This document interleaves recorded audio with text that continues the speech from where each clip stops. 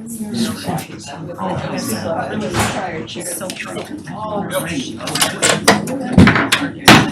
right, 7 o'clock. I am calling the select board to order. If anyone would like to speak, please sign in if you haven't done so already. We'll go over the agenda. We're on Zoom, YouTube, Verizon, Comcast. So we have public comment, liaison, town manager reports, update from a permanent building committee, and discussion on potential vote for Center of Active Living, volunteer appointment subcommittee appointments, vote on select board designee for ACE, discuss and vote on Simon's Way land for pickleball, discuss section 1.5 on select board policies, discuss and vote on ARPA funds for the health department, agenda item, future Pleasant Street Center, future agendas, and approval of meeting minutes. Mark is on his way, but I thought we'd start, and so hopefully he'll get here for liaison reports, but we'll do public comment first. Oh, wait, who would like to speak public comment? Okay. Just try to keep it at 2 minutes. Pat, you want to come up? Yeah. If you're running long, I'll say something, but it should be good. I'll be quick this time. Patrick Egan, 8 Oak Ridge Road, here actually on behalf of the library trustees regarding the ACE committee. I want to thank the good work done by the select board as far as getting a lot of names and information. The library and Bolt have one designee, and as of right now, it is we're leaning towards a similar process as the select board, meaning appointing somebody outside of our board or outside of the library to be the designee. So you've got a lot of, I'm very happy to see so many people step forward. You have more candidates than you have spots. So I would encourage anyone who is interested, who maybe does not make the initial cut tonight of the 6th, to send a message to the library. We have our own email, rpltrustee@noblenet.org. It's on the library's website. And I just thank everybody for stepping up and volunteering. And again, if you don't make it tonight, please email us, and we were happy to consider the applications that are already in the public record. Thank you. Do you have a lot of minutes? Just a question for the public, anyone watching? When are you, what's your, Our next meeting is December 9th. So Okay, so our plan was we've looked at everything in the public record here. We'll obviously see what happens tonight. And again, we would encourage anybody to reach out to us who is interested. okay, so they have until what date to apply? If I'm right that December 9th is a Monday, I would say ideally by the 6th. Okay, Or 5th. all right, thanks. Thank you. I saw a hand up over here.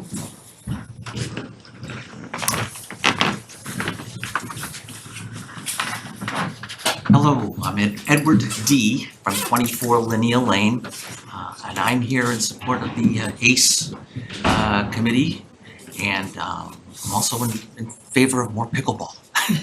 So, I don't know if you have any questions, but I'm hoping to get on that committee. I am a native resident. I was here during the years that the Russells were here. I had interaction with the family, remote, a slight degree, but I was such a fan. Okay. Thank you. Thank Okay. you. And I like your shirt. Yes, thank you. Anyone I else? participated in this as well. Anyone else for public comment in the room? Linda?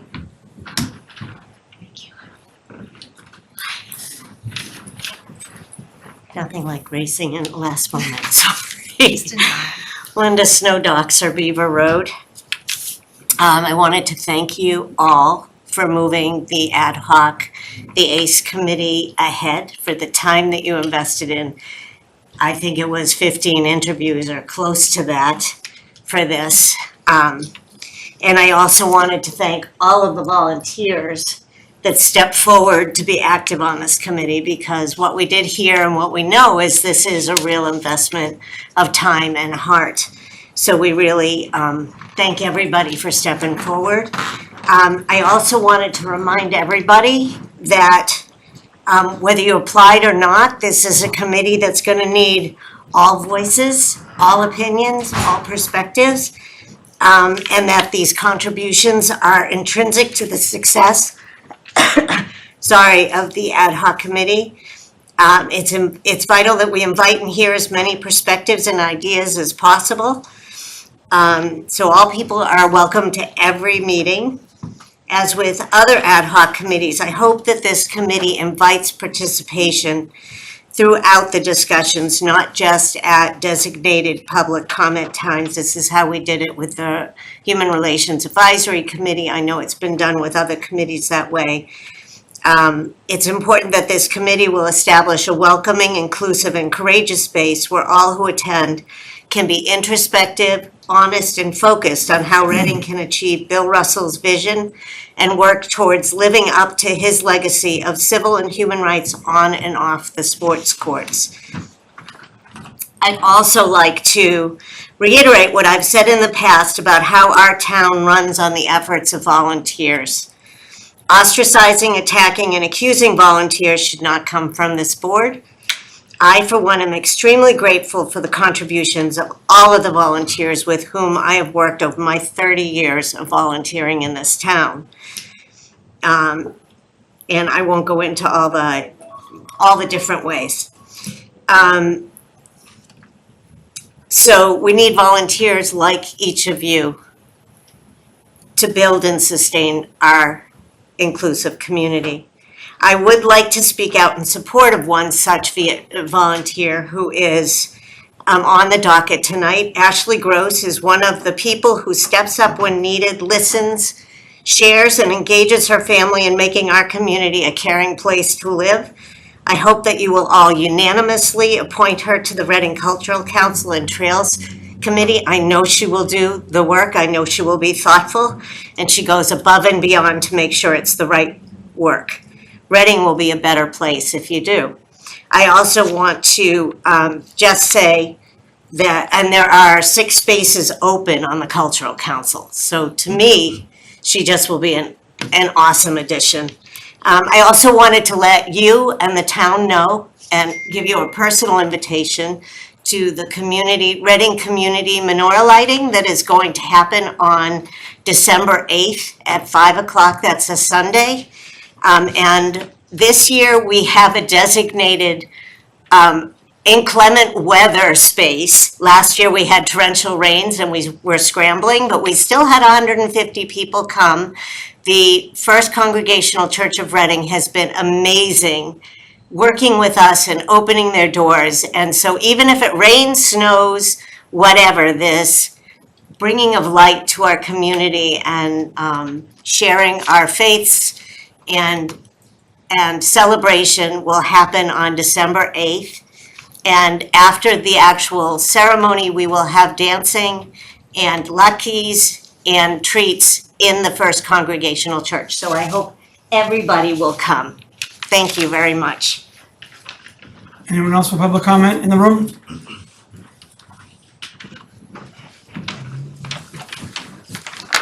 Thank you, Vanessa Alvarado, Precinct 5. At town meeting last week on November 14th, Select Board Chair Carlo Bacci, who is also a town meeting member, attempted to change a proposed zoning bylaw to personally benefit him. Town meeting was discussing the multifamily zoning changes proposed to comply with the MBTA Communities Act, which is a state law. The CPDC and town staff had proposed lots in a certain area be larger than 6,000 square feet because anything smaller would unfairly burden a handful of residential streets that have several smaller lots. Mr. Bacci attempted to decrease the threshold to 5,000 square feet. What he neglected to voluntarily disclose is that the property he owns is 5,662 square feet, making it too small to qualify as a multifamily property under the original proposal. Now, the lots over 6,000 square feet, because of the vote at town meeting in this area, will now be appealing to developers and will likely increase in value as a result. Mr. Bacci, who is a real estate agent, tried to make this change so he could financially benefit from it without disclosing his personal interest. This was an appalling and self-serving action by a sitting select board member and a town meeting member. Thankfully, a fellow town meeting member asked Mr. Bacci to disclose the size of his lot, which he then gave a vague answer to, stating that he did not know his lot size, but that it was under 6,000 square feet. Mr. Bocce's amendment was overwhelmingly voted down by town meeting members. Now, I want to note that Mr. Bocce also voted against both proposals that would have put the town in compliance with state law, but not before he attempted to ensure that when they passed without his support, he would personally benefit. Now, to those of you at home, I know politics can be tedious and boring, but these are the types of unethical behaviors that can happen when elected officials choose to represent their own financial interests instead of those of the town. We hear a lot about personalities in local politics. We hear about petty things like being late for meetings or texting during meetings or being rude. But that kind of talk is just noise to distract residents from these kinds of self-serving stunts. You can watch the clip for yourself. Town meeting, November 14th. It's about 5 to 10 minutes. It starts at 2 hours and 14 minutes. Thank you very much. Anyone else in the room? Anyone on Zoom, Caitlin? Yes, Reginald Nichols would like to speak. Good evening, can you hear me okay? Yep. Okay. Reginald Nichols, West Street. I know you have business before the board tonight. I am one of those individuals who had initially applied for the ad hoc committee. I did speak with the vast committee.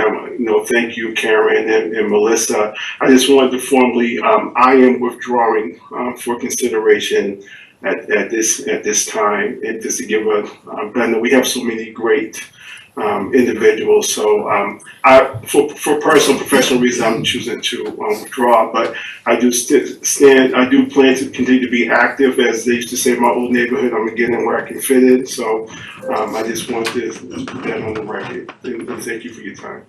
Thank you. Anyone else, Caitlin? No one else raising their hand, nope. Okay. I'll start with Chris, please. Thanks, Carlo. The Town Charter Committee is going to be meeting next week to, for the most part, finalize our plans for the Town Charter. Just to update everyone, Phil from RMLD got replaced by, what's his name again? The other, I should have wrote it down. The newest member of RMLD over there. I'll remember it after I'm done talking. But in any event, the recommendations from RMLD got voted down by their full board. So that's kind of what has been not holding up the charter, but taking a brunt of the load for our last couple meetings. And then moving on to the Killam School Building Committee, they will be meeting tomorrow night to go over the long-awaited different plans for the different energy options. There's 5 different ones proposed. The numbers are in the packet. That's posted online now, so everyone can go there and see the various options for themselves. But as of now, it looks like it will be voted on tomorrow night. And then lastly, in the spirit of town meeting, I just wanted to thank Nancy Doctor for her praise of Bill Brown and his long dedication to the town. I think when other people that you don't expect to say things that they did, I think that, someone has to point it out. And if that someone's me, then so be it. But I really appreciate Nancy, what she said. And I know Bill Brown did as well. So thank you. Thanks, Karen. I was going to ask a question. Could you elaborate on the changes that were put forward before the Charter Committee that were voted down? We haven't had any formal votes on the Charter Committee at all. It's more been a consensus of the board which way we felt, but not a single item has been voted down yet. Okay, so I'm confused because you talked about some changes requested by RMLD. I'm looking just to understand what those changes were. Yeah, so there's some chapter 40A or whatever the RMLD governs by with the state that's in conflict with our charter, yet we can still keep it. And Ivrea has given her opinion on things, as has RMLD's lawyers. but apparently it wasn't done with the will of the whole RMLD board or something like that. The ultimate decision rests with the charter anyway, how the committee would feel. And we were kind of just waiting till the RMLD portion got hashed out. Okay, I have been attending RMLD meetings, but not the charter committee meetings, and I understand that there's not a lot of detail in the meeting minutes, so I understood that the concern of the Board of Commissioners was that the changes being proposed were to eliminate specific references to their responsibilities, so correct me if I'm wrong, that they appoint counsel for RMLD, they appoint an accountant for RMLD, and they appoint We the do. general manager? I think that we do, but they currently do. It goes one way or the other, but yes. Okay, I just think it's really important to have specifics. I mean, it's great that you're We do in reporting the on meeting, this. I mean, just So, but if on you my. could like bring more specifics, that's why I'm asking. We haven't voted on it or been formal on anything, so when we do, I'll bring it up, but it's kind of been up in the air for the last couple meetings, and, like I said, Ivrea and their town council have been weighing in on it, and then the curveball of RMLD disagreeing with the changes being proposed in the first place. So now it's up to the charter committee to make its own mind up regardless. Okay, so everything that you've discussed, even if the consensus of the charter committee is that we're probably not gonna recommend this change, is still being tracked, Oh, yeah. and is it Laura's been available updating. somewhere? Yep, Okay. it's right on the charter page. She's been redlining it every single time. Okay, good to So hear. even any of the proposed changes that haven't been voted on are all in there. So, Okay, great, Yep. thanks. That's your liaison report? Nope, I'll go before you go. I'm good. I just called on you to go. Yep, I'll go before you go. Oh, okay, all right. Mark? Thanks, Carlo. So most of my activity at meetings has related to the Permanent Building Committee, and we're about to get a presentation, which is also in the packet, but the focus really was on evaluating sites and very strong consensus behind Simon's Way after all the activities that have been taking place. So I look forward to that robust discussion here tonight. And that's really been the focus, so I'll leave it at that. Thanks, Melissa? Yep, there was a school committee meeting, on November 7th. During that meeting, each of the principals from all the schools presented their school improvement plans to the school committee. The athletic facility naming advisory also voted to name the gymnasium at the Field House after Phil Vaccaro and Turf 2 after Charlie Hardy at that meeting. On November 11th, I attended the Veterans Day ceremony at Memorial Park. The 6 service flagpoles that were donated to the town by the Good Samaritan Masonic Lodge were officially dedicated. It was a great turnout. The weather was beautiful. And then town meeting, actually Karen and I did 2 days of VASC interviews the last 2 weeks. I think we interviewed approximately 15 people for various boards and committees. And we'll make those recommendations tonight. And then town meeting was November 12th and 14th. And I think the biggest vote of town meeting for this fall town meeting was our MBTA communities law. And town meeting supported Article 7. 17, sorry. I can't read because I wrote 17. Is it? Yeah, that's it. Karen? I went. Oh, you did. Okay, I missed it. Okay, so thanks, Melissa. You did a lot of the great updating. We did meet for at least 4 hours over the last 2 weeks, interviewing a lot of terrific candidates. And, I concur and thank everyone for coming forward. It's amazing the talent we have in this town. The Veterans Day celebration, it was amazing. Our Veteran Service Officer does an amazing job. Thank you, Will Valier. And the day cooperated just nicely. The only other thing I want to mention from, so RMLD, there was a disconnect with recommendations to the Charter Committee, and they were brought to the Charter Committee before they were discussed with the full board. And then when they were finally discussed, the full board did not agree with them at all. So thank you for providing that context, Chris. And the other thing that has come up is that RMLD has been diligently applying for grants of all sorts to support our move to electrification, and unfortunately not having as much success as the town of Reading has been having. So I have been doing some outreach to our delegation to try to, as one of them said, shake the trees and see if we can get a better hit rate on that. That's it, thank you. Thanks. Yeah, I was lucky enough to speak at the Veterans Day ceremony. The town did a great job. It was a well-attended event. And thank you to the Good Samaritans, Masonic Lodge. They donated the flagpoles. And Recreation Committee met last night. Very, very light agenda, basically going over programming. And Board of Health is meeting tomorrow night. I'll try to attend that. And that is it for me in town meeting. Again, agree with my colleague Melissa on the success of approving Article 17 and getting it done in 2 nights. And I'll give it to Matt. Okay, thanks. So I echo the sentiments on Veterans Day. It was a great celebration. Thanks to Will and his team for putting that together. And of course, thanks to our veterans for their service. While the town clerk is here tonight, I wanted to thank her and her team for running a very busy election a couple weeks ago. It was much appreciated. A lot of hard work went into that. So thank you, Laura.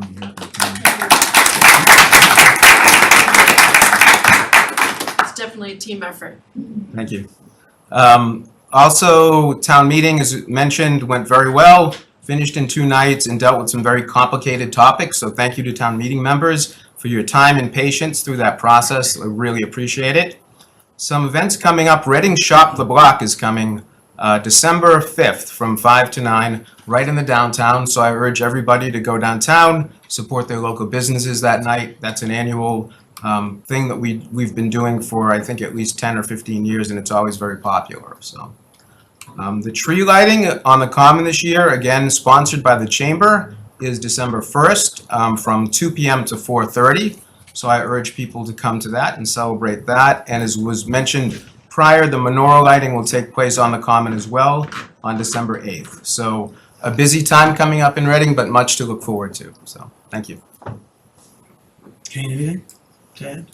I can add a little something. Sure. Today, we were, speaking of grants, we were notified that we received a grant in the amount of $9,479.92 from Maya.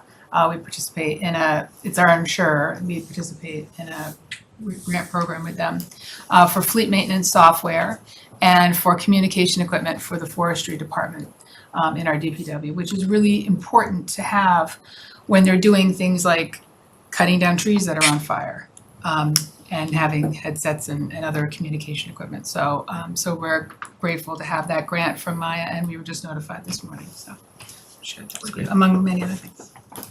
All right, before I hand, go ahead. Thanks, Carlo. Real quick, Matt, can we just get an update on the leaf situation? Because I know a lot of people have been complaining about their leaves not being picked up, and I know it was delayed and they were gonna have an extra truck, et cetera, but even my own leaves haven't been picked up. I only have 5 bags, compared to my neighbor that's got like 500, so. Right, yeah. What is the deal with our leaf situation? Yeah, I know that there's been a delay on that. We have gotten some calls on that, but we are working hard to catch up.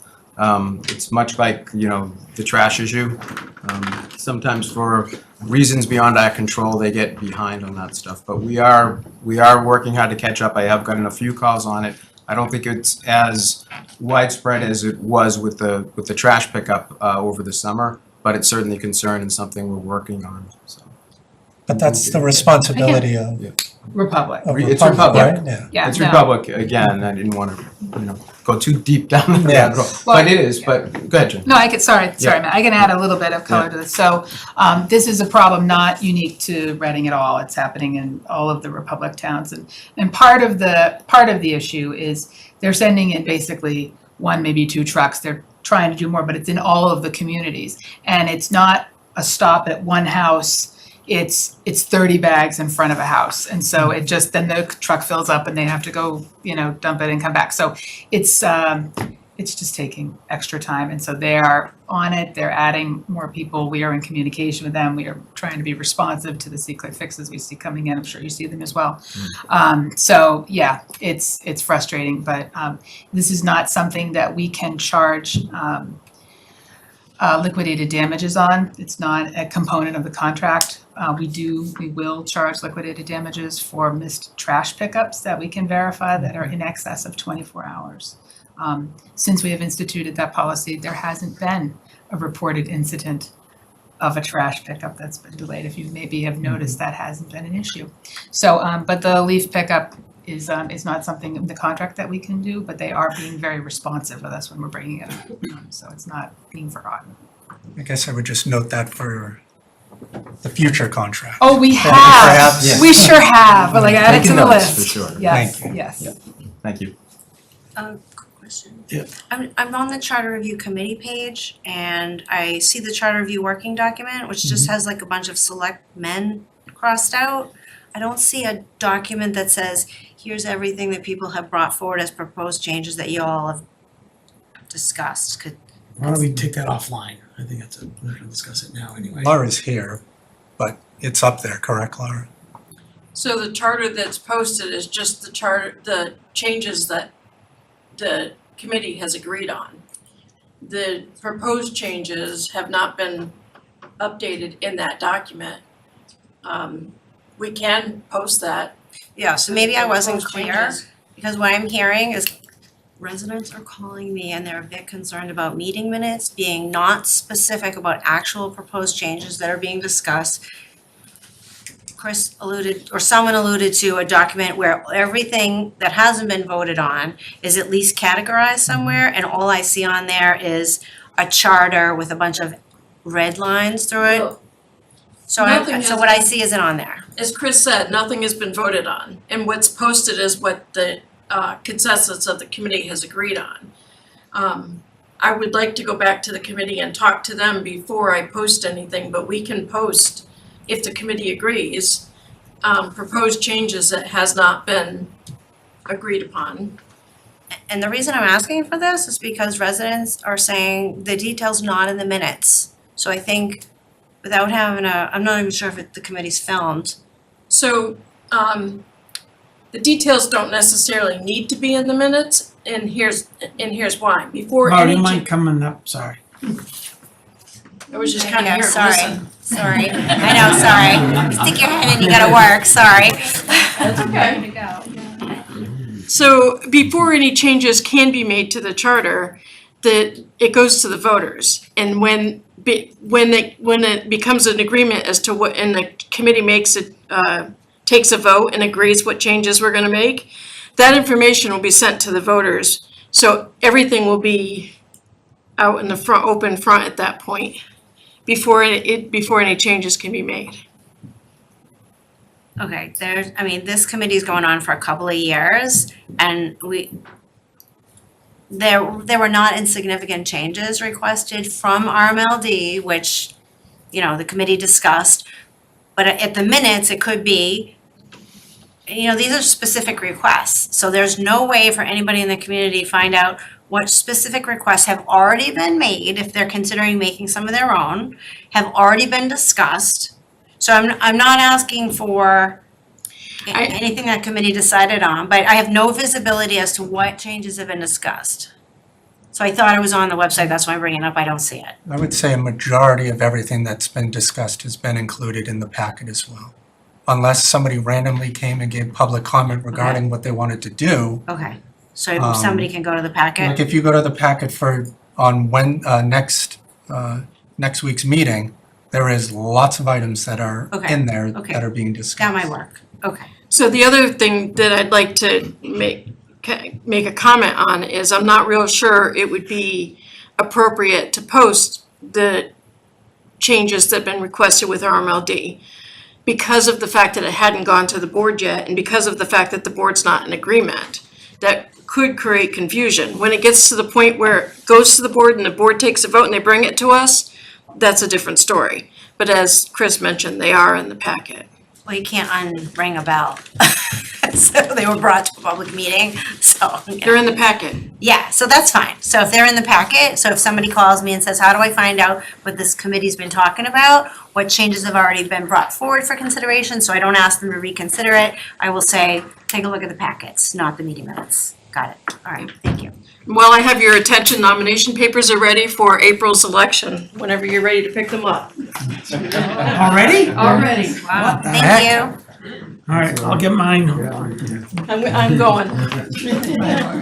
Right, before I hand it off to the next agenda item, I have one liaison adjacent, I guess, comment. I was in the CVS parking lot today and I saw Bridget. And I pulled over and I chatted with her. And guess what? Employees are still parking over 4 hours in the CVS parking lot. So, and if you were listening or watching, we're watching. Thank you. Next item on the agenda, update from the Permanent Building Committee. Discussion, blah, blah, blah, potential vote.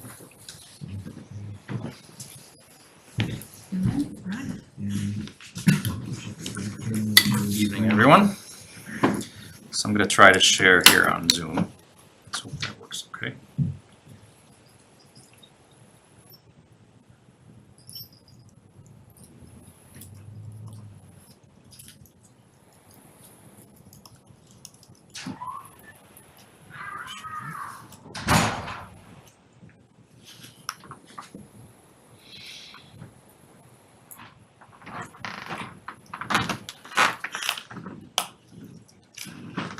You think it'll be under a half hour, hopefully? Yes, I'm going to be pretty quick. Thanks. So some of you I know, others I haven't have the opportunity to meet, but my name is Brian Ramotka. I'm a Senior Project Manager with Turner & Townsend, Erie, and happy to be working as the Owner's Project Manager for the Center for Active Living project. So I'll be providing just a brief update on that project. As many of you know, the town of Reading has done significant work in identifying community needs, based on the changing demographics, and putting plans together to make the necessary adjustments to those needs. Those really go back nearly a decade when the initial needs were established. And they've been studied by research groups, by community committees, architects, and engineers. So we've been brought on just this fall, really not that long ago.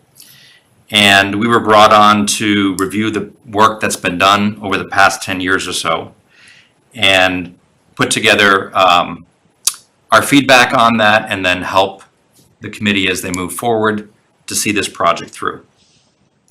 So during this short period, we've been involved in over 10 meetings. We've conducted multiple site visits. We've scoured through all the records that were available and then submitted our report, which was in your packet. Since that time, we also got environmental results back on Simon's Way, and we brought all that information to the Permanent Building Committee. The feasibility study that was done evaluated the 3 most promising sites in greater depth and looked at a lot of the pros and cons for those. So these included the current downtown location, the Oakland Road site across from the high school, and Simon's Way over by the recreational areas and the ice rink.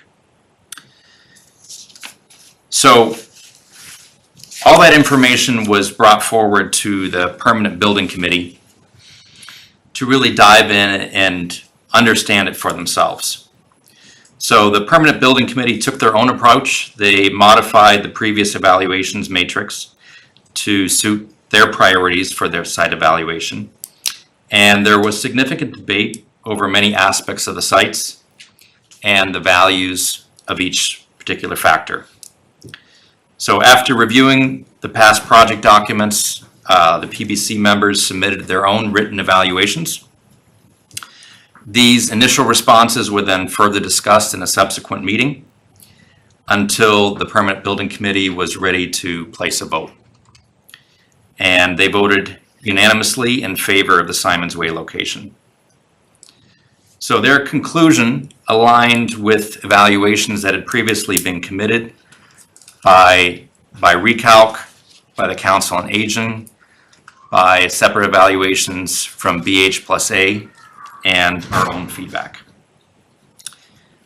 And the truth is that there really is not a perfect site. Each site had its own merits, its pros and cons. But when all the factors were combined, one site consistently came out on top, and that was Simon's Way. So even when we dissected the results and we took out individual categories from the results, that's kind of what that chart shows in the middle, Simon's Way still had the highest number of points. We also looked at taking out the highest scores and the lowest scores, and once again, Simon's Way was the leader. So as you can see in the upper right-hand corner, it didn't have the best conditions for every single category on the list, but overall it stood out on the top. So as I mentioned, we've heard from 5 separate groups that have selected the Simon's Way location as the preferred site. And we're now at that point where it's up to the board to make the decision about how this project will move forward. I would like to note that we are faced with a pretty tight schedule in order to complete this work before the April town meeting. So it would be advantageous if possible, for the architect to have that additional time to be able to work on the design and have more time for community involvement as we move forward. But that's a brief synopsis of what's been going on. I'm happy to answer any questions. It's a lot of work, and I would congratulate the town of Reading for all the work that they've done so far. We were impressed with the dedication and the thoroughness of the work leading up to where we are today. That was quick. So are there any questions? Yeah? Oh, yeah, plenty. I think we're gonna have plenty. I'll start with one real quick. Caitlin, can you go back to the, I can go back. oh, Yeah. sorry, you have control. To the, not the, yeah, that one, thanks. No, the other one, that one, no. That one, stop. That one. So, never mind the pictures, the biggest chart. Where did all that come from? Like without site construction costs, without operational costs? I'm So trying to- we did have costs. Yeah. I know, I'm trying to, why those categories are worded that way. I'm sorry, I don't understand the question. It says without operational costs, I don't know. Oh, okay, yes, so that's where we took, okay, so these were all the different categories that were evaluated for the site. They all were scored, For all three sites. all 3 sites, Right, yes. yeah.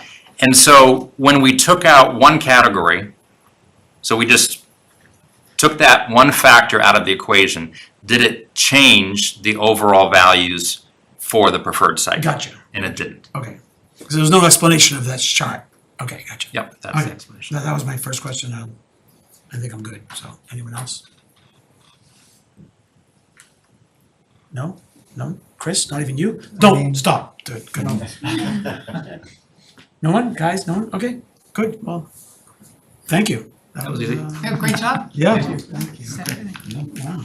All right. Didn't expect that. Okay, good.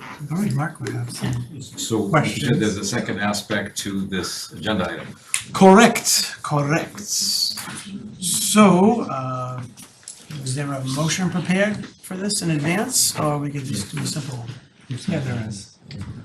Well, let me ask, since there weren't any questions, I guess we can go to vote, right? 'Cause- okay, I'm good with that.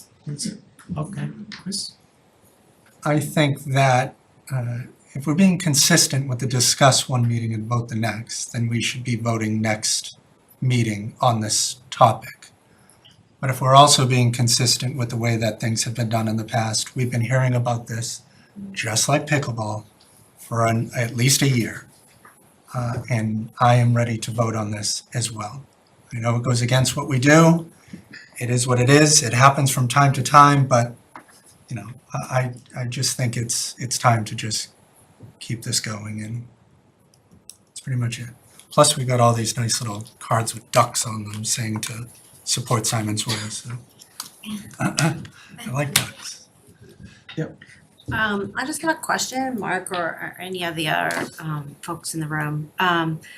So the site consideration slide, where does transportation fit in this? Is it, we haven't like lost, there were 5 key things we wanted to accomplish with this. Have we lost any of them? Because this doesn't specifically say transportation, and now we're strongly advocating, or the community's asking us to advocate for a site that may need transportation more as much as at least one of the other ones, less than. It hasn't fallen off the to-do list, has it? It has not fallen off the Okay. to-do list. Okay.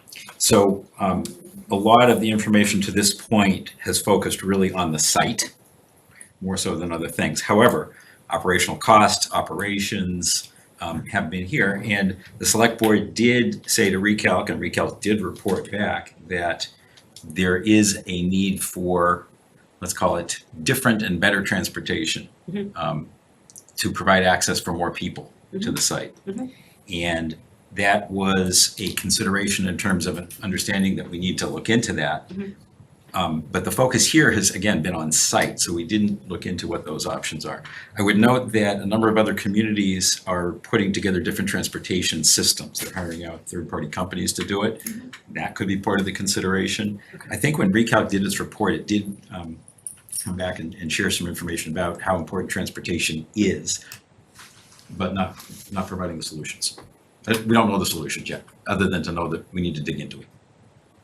Because if the select board agrees with the recommendation, we want to take a look at transportation and traffic impacts for both major capital projects that will be happening within a stone's throw of each other. And that should be good for the community. You know, we'll be able to share and consolidate our resources and be very focused and not be distracted if one was happening at one place and one was happening at another. But I just want to make clear that what we heard from the Killam traffic meeting, they're very concerned about just another 200 children there. So the neighbors will absolutely be concerned about this, even though we're all excited, or a lot of us will be excited about the positive benefits for the community. Thanks. Yeah, just a clarifying question, I guess, for Matt or Chris, if he wants to answer. So we currently have transportation, 2 drivers or 1 driver? How is that handled, and what will make that different to the next center? I assume there's going to be an increase in people wanting to go there, but what's going to end up changing from what we have? Chris is here too, and he runs the day-to-day down there. if you're comfortable. Chris, if you can enlighten us, that'd be great. Just like Laura, Jen is you also were here at This is what the wrong But we time. do have 2 vans, one Yeah. driver and a replacement driver, but Chris can. So right now, we currently have 2 vans. We have 1 full-time driver, Joe, he's our transportation coordinator. We have 2 backup drivers behind him. And then the fourth person is myself. So we have a total of 4. We use Joe the most, the second backup, when Joe's not around, the second amount. Right now, the majority of the people drive to the center. I know we've done some surveys and we've kind of looked at that. We're keeping a very close eye on transportation because I know it's a concern and it's something that continues to be brought up. Like I said, as of right now, the majority of the people do drive to the center. We do not, if someone needs a ride, we make sure they get a ride. In the 2.25 years that I've been there, I don't think we've missed someone who has called and gotten a ride. We're very fortunate, unlike a lot of other communities, we have ATS, Alternative Transportation, that does our medical transportation. Whereas in a lot of other centers, they have to deal with operational transportation such as grocery stores, shopping, and everything else. But then they have to think about medical transportation on top of that. We're very fortunate to have ATS and the funding to be able to utilize their system for all our medical transportation. So that alleviates a lot of, not all of it, a lot of it. I should say just a good amount of our stress for transportation. We're always ready to put the second van on. And as we continue to grow, our numbers continue to grow, we're keeping a very close eye on what our transportation needs are. And like Mark said, I know it's been brought up a lot of times, we're keeping an eye on what other communities are doing, what options are out there.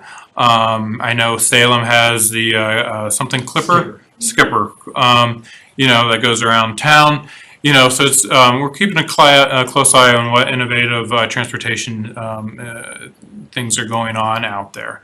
And we're trying to be ready for if there is a shift within this community, especially as we get closer, if we get a community or Reading Center for Active Living.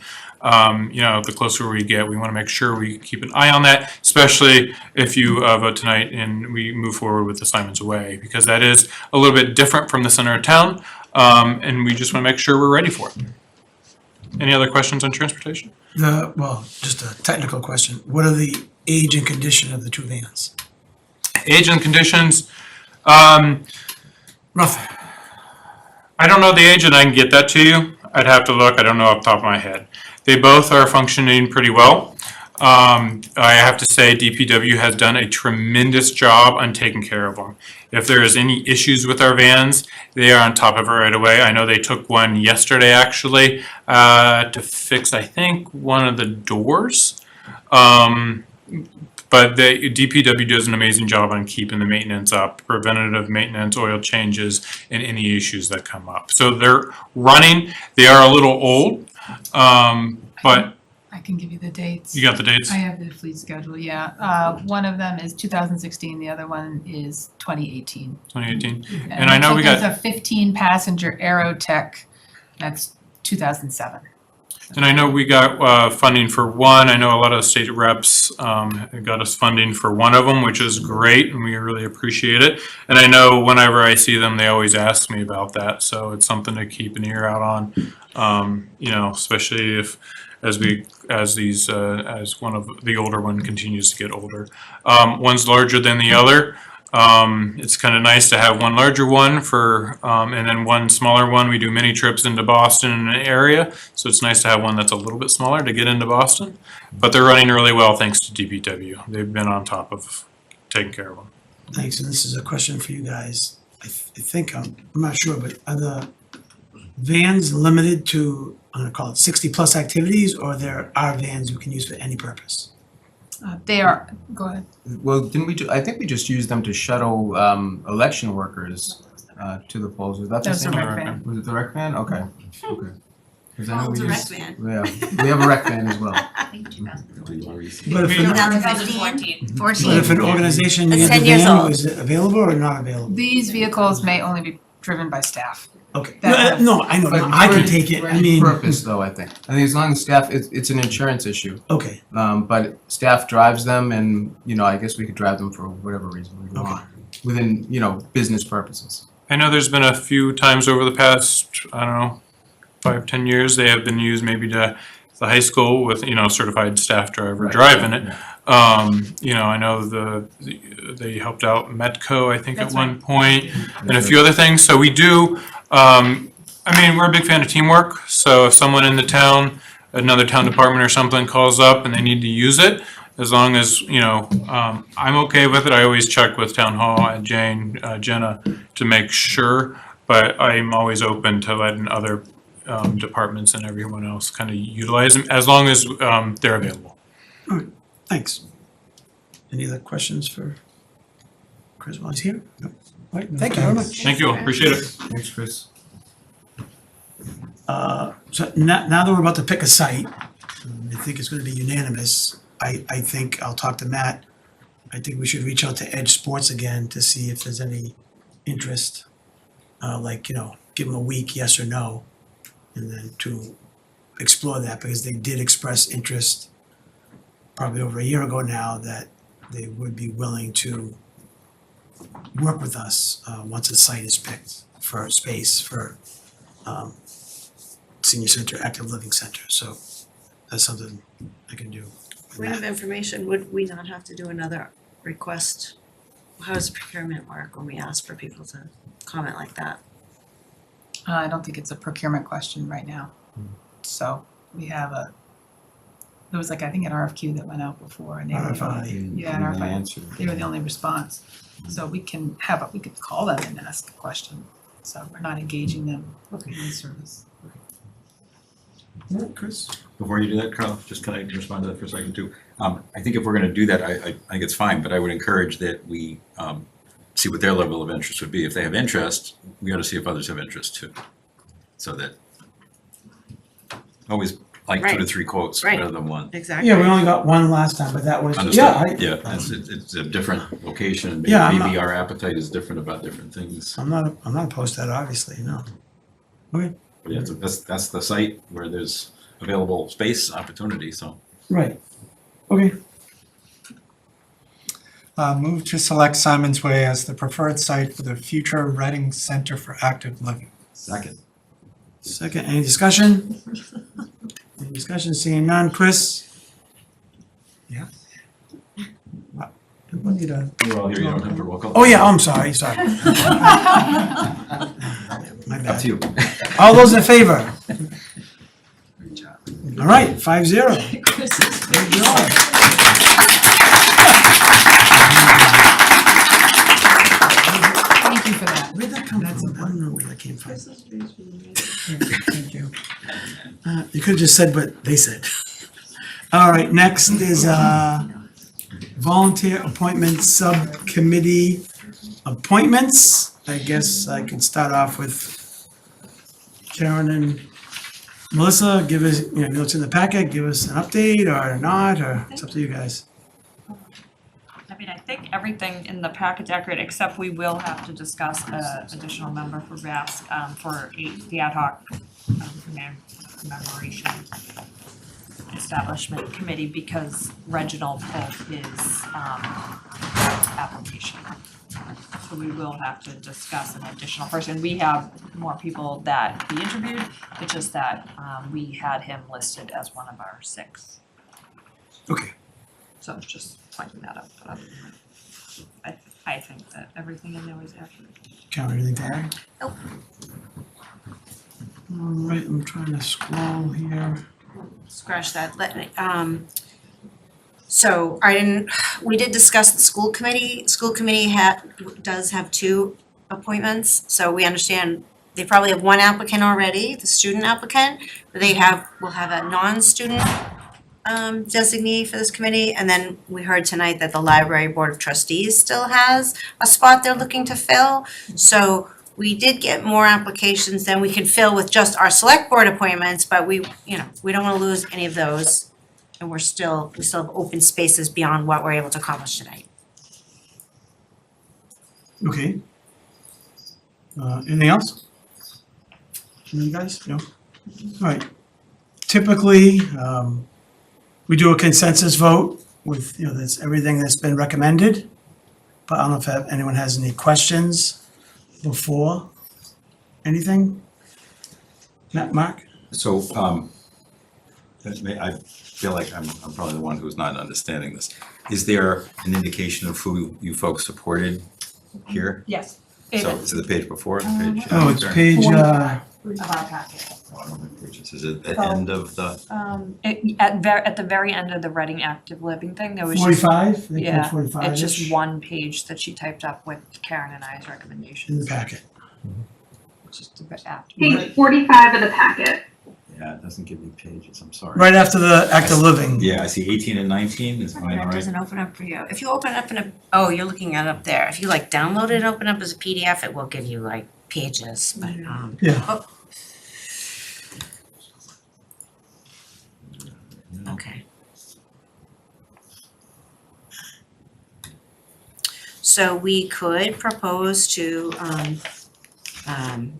bring forward one of the other applicants to replace Reginald Nichols. Mr. D's already in here.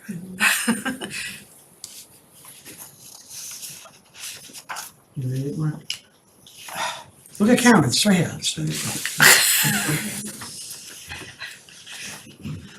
So it's all the other, go scroll down, so all the other non-ACE is up here. Got it. And then their recommendations here, but what I don't see is associate versus full. is that gonna be up to the five of us? Or did you guys have recommendations? I don't think that this committee has associate involved. It does. There- No, It it does? does, yes. Okay. Yeah, it No, it does, didn't. and we did Okay. not. 2 full, 3 associate. Okay.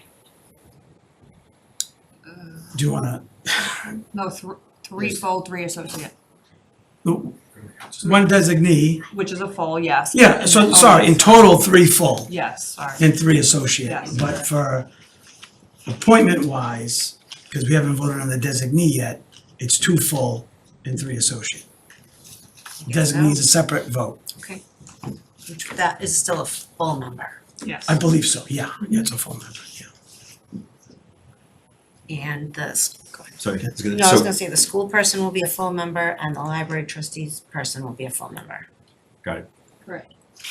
And for the select board designee, that's for the five of us to discuss, right? Correct. Okay. That's on the agenda. Okay, got it. Right. And then I just was wondering, saw Jeanette in the room. Just thinking about, so I think it'd be great to have Jeanette on the committee. If she's not here, might be interested in having her on as the board designee. So go ahead. I think she pulled her. I withdrew. Yeah, she withdrew. Oh, I've been appointed by the Office of Social- Equity and Social Justice. Yeah. sorry, I'm just Yes. like a day Welcome to the behind. committee. So Thank you, okay. thank you, The Office thank you, of Equity and Social Justice is on top of things. thank you. Yeah. I think it's a shame that you pulled out, but you did, so that's where we are. Their daughter's also applying. There's some consideration that there's no way he Oh, can't be family. involved anyway. Got it. But yeah. Again, Okay. I'm a day behind. This was not easy. There's You're not kind of a you're lot not- of moving you're not a day parts with behind. this It's not in committee, packets. so it's You're okay. not a day behind. For some reason, this is a little hard to coordinate. Thank you, thanks for bearing with me. All right, so do you guys wanna add someone we can- now? Point of order. Yeah, Can we recommend someone to you? That we already interviewed? but, Yeah. Yes. I'd rather have it come from the vast members, to be honest with you, because they did the interviews. And I don't have any perspective on the applicants other than anyone I know personally, which I don't know a lot of these people. No, it was just someone that did not get, wasn't on the, well, did not get selected, but expressed that they were still interested. So that was the reason. Right, no, thank you. I'm gonna entrust my 2 colleagues here to put someone else forward. Or anyone else for that matter that knows someone, doesn't have to be them, but. Cause they might have a tally sheet or they might have someone, if someone doesn't, you know. So these were all great candidates. This wasn't easy. I'm not opposed to hearing a little help because what we were grappling with are some folks have already been doing a lot of work behind the scenes and they will not be like a support group for the ACE committee. So they couldn't be on the ACE committee and be part of the support group for the ACE committee. So we were also, not wanting to torpedo all of the work that has already been done by picking the wrong people, if I phrase that correctly. Melissa, do you have any ideas? I agree with Karen, everyone that stepped up and volunteered was great and I think would be a great asset to the committee. The one concern that we did talk about is the overlap of some of the committees, Friends of ACE, Cato and Pear. I just do wonder if we have too many people that are on ACE and that are on those committees, that could be a problem with open meeting law. I tried to write down what other committees everyone was on, but I think I might have missed some. Well, Cato is not a town committee. You're right, I'm sorry, but I had written that down as well. Greg is standing out to me just because I don't believe he was on Friends of ACE, just so there wasn't an issue with that overlap. And nothing against honestly anyone else that is on Friends of ACE, but just want to prevent any open meeting law violations. So is Ms. do I see Ms. Humphries in the back of the room? No, sorry. Yes? Ms. No? Okay, sorry. No. Okay. And Mr. Bias? Not if I. Thank you. Yeah, she's right here. All these are. Thank you, sorry, okay. Yeah, I missed the question. Ms. Humphries was just one of the ones that has also been a huge supporter of the background. And how do we say this gentleman's name? Sandy Metathaya? Also a great candidate. Yeah. Like, great. So I would love to know, I mean, honestly, I would take, all of these candidates are awesome. I don't want to lose any of them. So I would, I could. Hold on, yeah, Chris? Well, first, I'm very disheartened that Reginald ended up withdrawing, only because I spoke to him at the new resident open house for at least a half hour. And he's super engaged with the town, even though we may not see him every single meeting. But he's very engaged with the town and was up on all current events and just rifled off everything for a half hour with me. So it's very unfortunate, because if I could have had anybody represent this board, it would have been him. No disrespect to anybody else. I spoke to him for a half hour, which is 25 minutes longer than everyone else we would have spoken with. But I also agree with Karen, and I would like to hear whoever she was, who her recommendation was going to be. Do you want to come to the podium and just help us out, please? Sure. Just so the people on Zoom can hear you. Hi, I'm Ajanetta Stith. I just wanted to advocate for Greg Savatelli. I think he would be an excellent choice. As you mentioned, he is not a member of Cato, PAIR, or any of the other organizations that are affiliated with the town. He also has been a member of town meeting for quite a bit, so I think he would be an excellent choice, and he has definitely expressed interest in being on this committee. He is a strong advocate of everything that we're trying to push forward, so that's who I would like to support. Thank you. Thanks. Does that help, guys? Insert. They were name. all great. They were Insert- really good. to insert that, are you okay with inserting that name? That's what I'm asking. Yep. And I don't want to lose these other candidates. So. All right, so Caitlin, we're putting Greg in number 6 Got it. for Reginald. So we have, I guess, 2 kind of like votes-ish. So before we do a consensus vote, I would like to take Tara Gregory and vote on her separately. And then Chris asked me to take out Ashley Gross so we could vote on that separately. So we can do a consensus vote for everything else unless anyone else wants to take out anyone separately. But that's what I'd like to do. So. Hold on, Melissa. Just a quick consensus vote. Do we have to point out first on the ACE? Do we have to figure out who's full and who's? Yeah, I think we do, to do a consensus vote. I mean, any kind of vote on that committee, we need to put, I thought you guys would have did that, sorry. No, we didn't, sorry. Because we also, and the select board designee is a separate vote. That's a separate vote tonight, separate vote. Okay. So I think the 3 of us would look to you 2 first, who to make full, unless anyone else has I have no inclination of who to make full, who to make associate.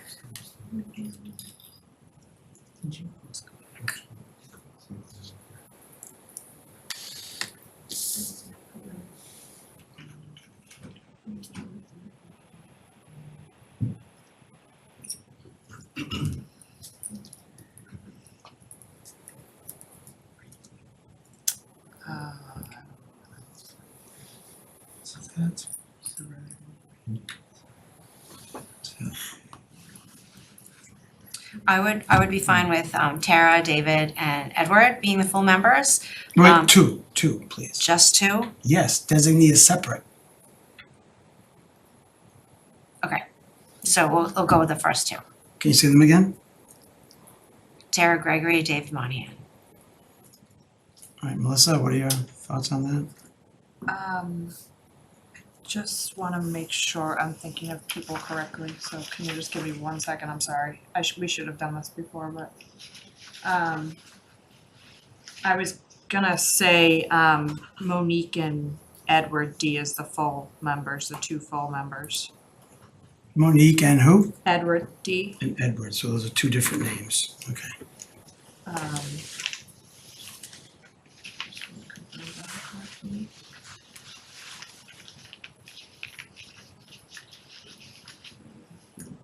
Yes. All right, does anyone know any of these people? Because I don't. The other three, I know Tara Gregory, obviously, but I don't know the other three people. No, but all their applications are in the packet. No, I know, but I'm saying to speak on, we have four different names, to speak on who should be full, because it's up to all the five of us, even though you guys interviewed them. I agree. They're all fabulous and, Okay. you know, we could toss a coin and we'd be fine. I'm trying to think of how we did it. The last committee we had to do, I think we put votes on the board and we kind of went back around a couple times and it wound up. Was it the town manager appointment committee? Search committee? Town manager search committee? I don't Because we know. all had different recommendations and we just narrowed it. Yeah, I wish we had one name in common, but that'd make it easier, but we don't. These are all wonderful people, and Okay. then if we've explained that if enough people aren't there for a quorum, then the associates are gonna be promoted anyway to Correct, make correct, sure the voting correct. gets done, so. So if we just like go like this to our computer and stop it, that's who we want us to make a pick? Could I ask a question? Yeah. So David, I see you in the audience. Did I understand that you might be willing to take on a leadership position if you were elected to that?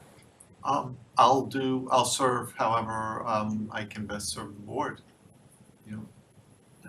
So I was gonna suggest Monique and David as the two fulls. Make David our select board designee. But But we Yeah. can't talk about it right now, can we? I'm not Right, sure, right. that was kind of my So- thought so of that's why I on- said. yeah. We're not talking about that right now. I know, Yeah. but that's It's why in the I background, it's in said, the background, I had obviously. said Edward and Monique for that reason. That was my reason. So I'm thinking about what the town moderator did, where we said we were gonna vote on one motion at a time, but he said we could discuss both at the same time because. Yeah, I'm just saying, yeah, I know we can, but I just wanna kinda like not get too convoluted. All right, so Mark said Dave and Monique. Okay, so, I love Monique, and I thought she was also on the library board of trustees. I didn't realize she had stepped down. You know, I'm fine with that too, as a full member. It looks like she'll have a little more time. All right, so that thank you. Am I getting Does that? No, wait. Yeah. I thought she said she might still be currently on it, but I could have missed. Okay, thank you. Yeah, I'm just she looking at the Okay. She was website. on Okay, it. I didn't realize she had retired. Okay, yeah, make sure she's locked in. So can we add Caitlin to line item 2 and 4, full members? I'm sorry, I can't access that page for some All right. reason. And then we can, I'm writing it down under. yeah, okay, the motions, yeah. Sorry, hold on a minute. Yep. So what are we doing? Mark, I got Is that tonight? it marked, you want to see? Yeah, if I could, I just, Yeah, the go ahead, version I yeah. have doesn't. Go ahead, yeah. I'm sorry. What are we doing right now? Dave and Monique is full, Okay. and the other names on there is associates. Not quite correct, because we still have to pick one as a, we don't have, we only have 6 appointees if we include our designee. Right now, there are not 5 on this list. There's No. 6, right, because we Oh, added. sorry, we right. added, thank you. So there are 6 We on the list. replaced, yeah. So conceivably, there are 6 on the list. So personally, I would say we should vote our designee first and then do the rest of them, but whatever you would like to do. Actually, not a bad idea. Thank you, I Karen. think that's a better idea. All right, is the board okay with that? Do our Yeah, designee I'm- first? I haven't got to that point, but I I'm know, good with but- David and Monique as No, well. I think that's a valid Good with point. Mark. That's a valid point. Thanks for bearing with us. We're experts and highly paid, you know. So are you guys, Look more on the pay. are you guys okay with taking this out of order? Yes. Okay, I- okay, all right, I think it so would make it easier. the agenda item is now select board designee for the ad hoc committee. And now it's not coming up on anything. Oh, here it is, sorry. Would you entertain a motion for a nominee to be that person? How do you want to? I guess we should discuss amongst ourselves if any of us want to do it again, even though the last time we discussed it, we were kind of like, There. so does any one of us want to be the designee? would like to be the designee, not want, would like to be the designee? Seeing no hands, okay, so now, I would nominate David Monahan as the select board designee. Second. second, any discussion? Seeing none, all those in favor? Okay, that takes that care of that. Okay, back to our other agenda item that we were just discussing. So now we have to pick another name to Dave is no longer in that pool of 6. I'm gonna stick with my 2 names, Edward and Monique. Edward and Monique is full, okay. Karen, do you have any objection to that? Nope. All right, so Caitlin, if you're paying attention, Gotcha. David is now our select board designee. Yep. And we are having Monique and Edward D, as our full associate members. Okay. And Tara, Ryan, and who did we replace Reginald with? Greg. Greg as associates. Greg. Got it. Okay. So now to the vote. You just want to vote on the ones because they're all a lot different, one by one, or just pull Ashley Gross out and do a consensus? Or is it just as easy to do line by line in the first grouping? The boards and committees. Yeah. This grouping. I think we should finish Ace first and then do. Okay, That's right. okay, I'll finish Ace first, all right. So I think we need a vote to not do a consensus vote, right? No, we can just, I could do move to appoint Edward D. and Monique Garnaratanam, I guess I should. But I think it's Narag. Right. That's closer, but I Monique apologize. Naragnatam? I Naragnatam? did. Butchered her name, but she's been on the library, so. Second, As full members to the Ad hoc Commemorative Establishment Committee until the committee sunsets. Second. Melissa was second, any discussion? Seeing none, all those in favor? Right, did you? Oh, yeah. Okay, all right. So now, Unanimous. yep, so now we have. Should we do a vote on Edward and Greg, No, 3, right? no, we just did Edward. Yeah. Oh, The- oh, I'm sorry. The last ones are, The last 3 names would be Greg, Tara, and Ryan yes, Yeah. from the recommendation. for associates. Okay. But then, because I want to pull it out, don't we just do it individually, or no? Because then it would affect the other votes. Why don't we just have a discussion, because we're trying to fill this committee now. Okay. It sounds like you have something you wanna say. Okay, sure, thank you. Yeah, good point, good point. So, this town is run by volunteers and town staff, and we all do our best up here. We make mistakes. We try to fix them. We hopefully apologize when we make mistakes. And recently, I've been singled out saying I have conflicts. And I don't, but people continue to say I'm a pickleball instructor in Reading, and I'm not. I can't vote in the split tax because I own a home, just like the 5 of us. So I all I have is my name. I don't get paid for this.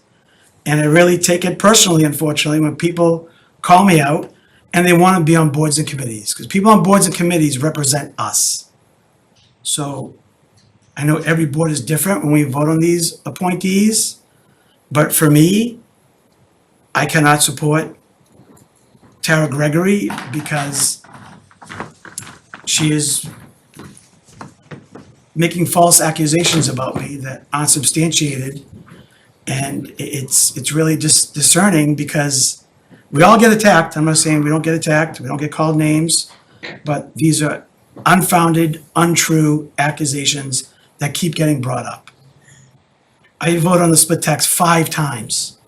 I've never been called out for a conflict. So all of a sudden I'm getting called out for a conflict. So prove it. So that's why I'm not supporting Tara Gregory for this committee.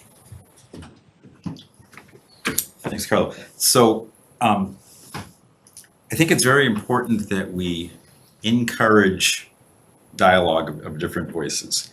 And I think we're all very sensitive to being called out on different things. We're here as volunteers, we're doing our best, right? Completely agree. But people, if they have a concern, they should bring it up. I agree with you with better, things should be, proven. We shouldn't have wild allegations. That doesn't really serve any purpose at all, and it doesn't move us ahead. But we also need to recognize that there are going to be different opinions in the room, and I want to make sure we don't try to squelch opinions, that we encourage different opinions. And that's hard. We on the board are not of one mind on this topic ourselves. So it's kind of hard to say, hey, well, community, you're different than us. So I have a problem using that as kind of the reason for saying, no, can't have Tara on the board. I think she's a strong voice. I think that she represents the community well. She's been involved in lots of stuff. She attends most of our meetings, in fact. I think that's a plus. I don't see that as a minus. And would I love that people would be more reflective with their comments? Yes. But they're not. So would I, but out and out lying is, I'm not gonna tolerate it, that's all.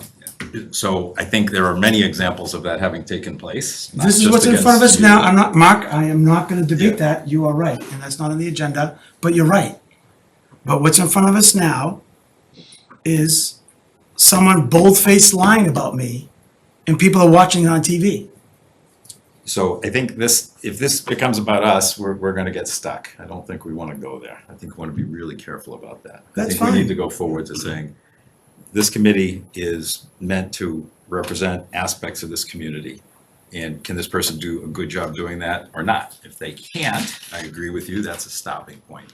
If they can, and you've got two representatives of VASC who came in and said they can, then I think that's a reason to approve that person. Right? We have entrusted them to review the candidates, look at their qualifications, compare them. Tara came up in one of the top 6. I'm happy to go along with that recommendation. No, I appreciate your opinion, I'm not gonna, you're entitled to your opinion. Anyone else? Karen? I hear where you're coming from. I have been the target of angry residents, things that I felt were unfair.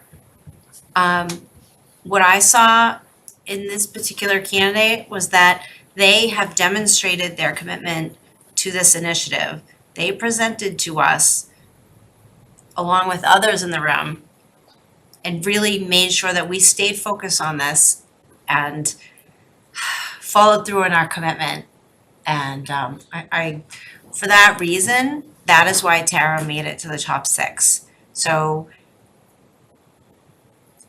are they gonna hold you accountable if they feel you're not behaving like they would like you to? Yes.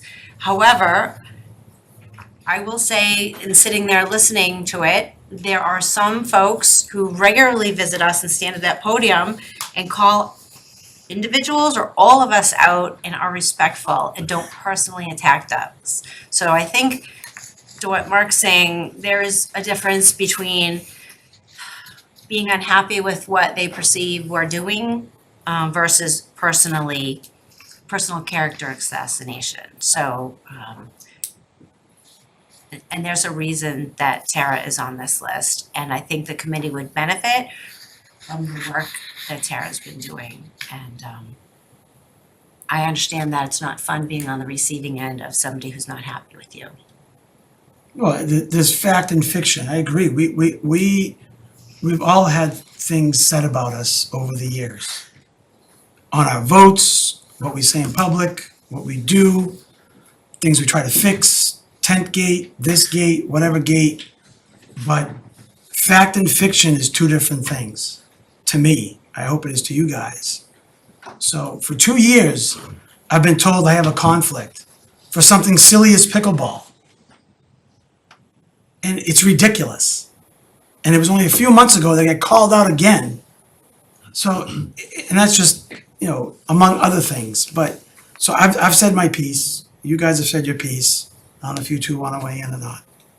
I saw Chris first. Thanks, Carlo. To me, it's about character, code of conduct, all that stuff. And if, when the shoe is on the other foot, we can all make our own decisions.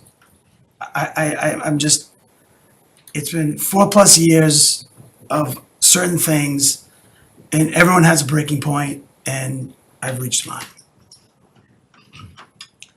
Thank you, Carlo. For me, it's twofold. First, a couple months ago, we all agreed to move on in the spirit of the town, did we not?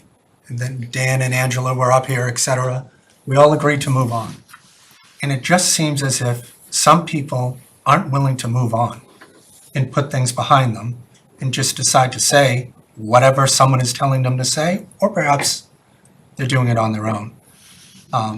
But secondarily, these have real life repercussions. I haven't brought this up to Carlo yet, but during the during this Veterans Day ceremony, I spoke with a resident afterwards that thanked me for recording it, et cetera, but then also mentioned they don't understand why Carlo gets to vote on all this pickleball stuff when he's a pickleball instructor in Reading. And I had to sit there and explain to them for 5 minutes that he's not. He's got a long-term lease in Woburn, indoor, outdoor, et cetera. So these kind of things have consequences. This person was influenced because of something that was said. And that's just a random person that I had run into. Otherwise, they just continue believing it. And it's as pointless as Carlo having a conflict with pickleball. Like, there's obviously other more pressing and concerning things out here. But these are the things that people make comments that, it's a free country, do whatever you want. But, if the goal was to get Carlo to look conflicted, mission accomplished, at least with one person. And I don't think that's fair at all either. I mean, we all agreed to move on a couple months ago, and I just don't see it. So thanks. Melissa? Thank you, Carlo. So I agree with Mark in the sense that I don't want to squash any residents' opinions on topics, whether you would disagree with one of us, disagree with anyone. I think as we all can sit here and say, at some point, we've been the target of misinformation or just blatant lies. And I really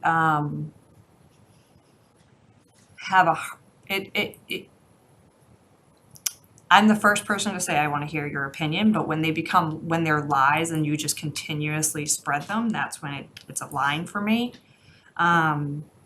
So I really hope that all of us, residents, everyone listening to this, realizes there needs to be a line drawn about opinions and just blatant lies. Okay. Mark?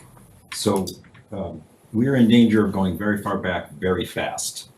And I really don't think it's a good idea. But I am not going to sit here quietly while this board can't handle itself and it claims it's going to try to do it with residents. That's not going to happen. Or if it is, it's going to get messy and fast. So we need to make a decision here. We either are going to say that we encourage discussion, dissent. If things are not true, then, frankly, it'd be great if people kind of recanted and said, okay, not true. But we don't have a history of that. We don't have a current history of that. So I am not going to sit here and watch that happen. Say, no, it's not okay for that person, but it's okay for others. So decision time, folks. We can move forward. We can get into the mud. I'm going to go either way. Yeah. Not happy about it, but I'll go. I'm not happy either, Mark, so that makes two of us. Thank you. I think we should go to a vote. Unless there's any other discussion. Point of order. Are we allowed to make any comments? Not really. No, it's no public comment. Public comment's over. I'm sorry. Okay. Thank you, though. So how should we do the motion? I have moved to appoint XXX as associate members to the ad hoc establishment committee, ACE, until the committee sunsets. So I can put all three names in, or whatever you want. I think you should put all three names in that the VASC brought forward. See where we go.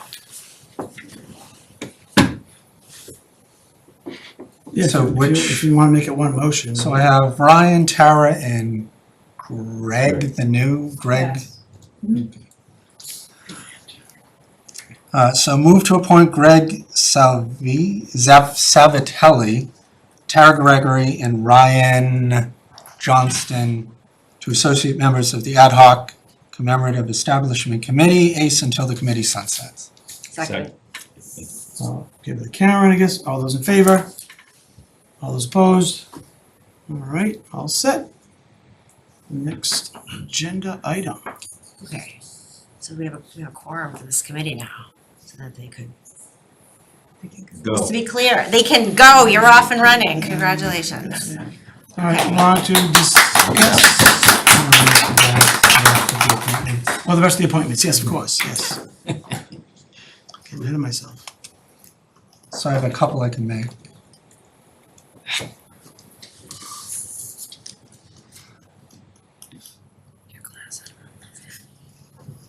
Are you ready? Yeah, I'm ready. Okay. Move to appoint Jean-Paul Plouffe to a current associate to a full position on the Board of Assessors with the term expiring June 30th, 2026. Second. I heard Melissa first. All those in favor? 5-0. Move to appoint Tim Mitchell to an associate position on the Conservation Commission with the term expiring June 30th, 2026. Second. Karen seconded. All those in favor? 5-0. Move to appoint John Federico to an associate position on the Recreation Committee with the term expiring June 30th, 2025. Melissa, any discussion, sorry, discussion, no. All those in favor? 5-0. Move to appoint Brandy Hopkins to a full position on the Town Forest Committee with the term expiring June 30th, 2027, and to an associate position on the Trails Committee with the term expiring June 30th, 2026. Second, any discussion? Seeing none, all those in favor? 5-0. Move to approve Frank Capone, current associate, to a full position on the Zoning Board of Appeals with the term beginning January 1st, 2025, and expiring June 30th, 2025. Second. Karen seconded. Any discussion? Seeing none, all those in favor? 5-0. Thank you. Move to approve Ashley Gross to a full position on the Cultural Council with the term expiring June 30th, 2027. And to an associate position on the Trails Committee with the term expiring June 30th, 2026. Second. Sarah second. Any discussion? Chris? Thank you, Carlo. I appreciate the previous comments because I did give Ashley an opportunity. I reached out to her and informed her that I would be voting no on the Cultural Council position tonight, just to give her an opportunity to speak. Unfortunately, she couldn't be here. And it looks as if she let Linda know that. So Linda gave her comments on that. But for me, this becomes a really difficult decision because I'm conflicted in multiple angles on this. And I had referenced this back in 2021 in the library. For anybody who wants a history lesson on that, they can watch the meeting. But, I have no issue with her being on the Trails Committee, but with the Cultural Council, when it comes to money, there needs to be an unbiased hand in this. There needs to be a completely even playing field for the recipients. There are a lot of groups that ask for this money that don't end up receiving it. So in past public situations where bias has been displayed, I feel like it compromises this position. And for that reason, I will be voting no on her tonight for that. I will just say that she would be replacing Brian Kilmer, that's been on there for 9 years. I think there's term limits. And I don't believe anyone would hold a candle to Brian, the devotion that he's put on here. But in terms of a candidate that I would like to see replace him, Unfortunately, this is not it. So, as for the Trails Committee, I'm fine with approving that, but not when it comes to the Cultural Council. So that's kind of where I stand. Any other discussion? Mark? So I have not known Ashley well, but I've known her for many years. I have never had a problem or issue. I found her to be trustworthy. I have not felt strong bias. I don't see any reason why I would think that that's the case. And I think that there's an opportunity here on the Cultural Council that's important. There are term limits. There are 5 people, and a committee of 7, 5 fulls. I guess 1 associate existing. 1 associate existing. So they're going to have trouble toward quorum. I think it's important that we support the council, and I guess on the question of, the different opinions apparently there are as it relates to Ashley. So again, if I don't know specific issues or even if that's appropriate here, but I've found her to be fully trustworthy and a capable person with no issues. In fact, if she came to me specifically and said, I want to volunteer for something, I'd encourage her. I'd say that's great. So I'll be supporting her. Thank you. Any other comments? Karen? I'd also like to say that, so it's interesting that we're now worried about quorum again, because the first time that I believe Ashley applied for a committee was when we desperately needed volunteers on a Human Relations Advisory Committee because they could not get a quorum. So Ashley stepped forward, and she's not an outspoken or an outgoing person like some of us sitting here, or some of us naturally are, so it wasn't an easy thing.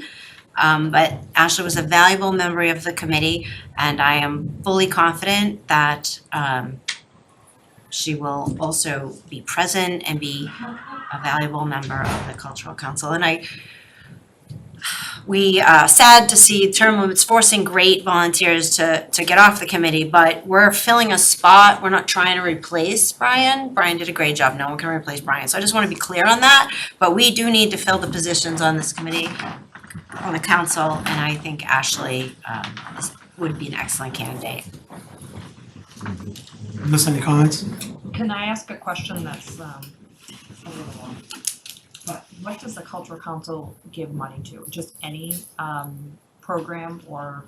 It's usually group that the comes down? arts, The arts, The okay, arts. thank you. Yes. Or it could be used for art-related. Science, education. There's the Massachusetts Cultural Council, and then we have our own cultural council. Got it, And they get funds from Massachusetts, and they get funds from us. got it. So like just art groups? People apply Or to, like the schools are applying? Even Is it- school PTOs do apply, and that is my major sticking point in all of this. I'm is- just trying to is- understand who yes. applies for the money that they. all different groups in Reading, and individuals. Could be individual artists. Yeah, individuals as well, artists, yeah. Just a question? No? Yeah, no, I'm sorry, that was my only question. Okay. And the term limits are set by the state, not us. So the state sets that term limit. Oh, okay. Yeah. Okay, yeah. Yeah, we can go to a vote. All right, so move to appoint Ashley Gross to a full position on the Cultural Council with the term expiring June 30th, 2027. Second. Melissa, second. Any further discussion? No, seeing none. All those in favor? All those opposed? And move to approve Ashley Gross to an associate position on the Trails Committee with the term expiring June 30th, 2026. Second. Second, any other discussion? Seeing none, all those in favor? All those opposed? All right, now we're done with that. Okay. All right, we did designee. All right, discuss and vote on Simon's Way land for pickleball.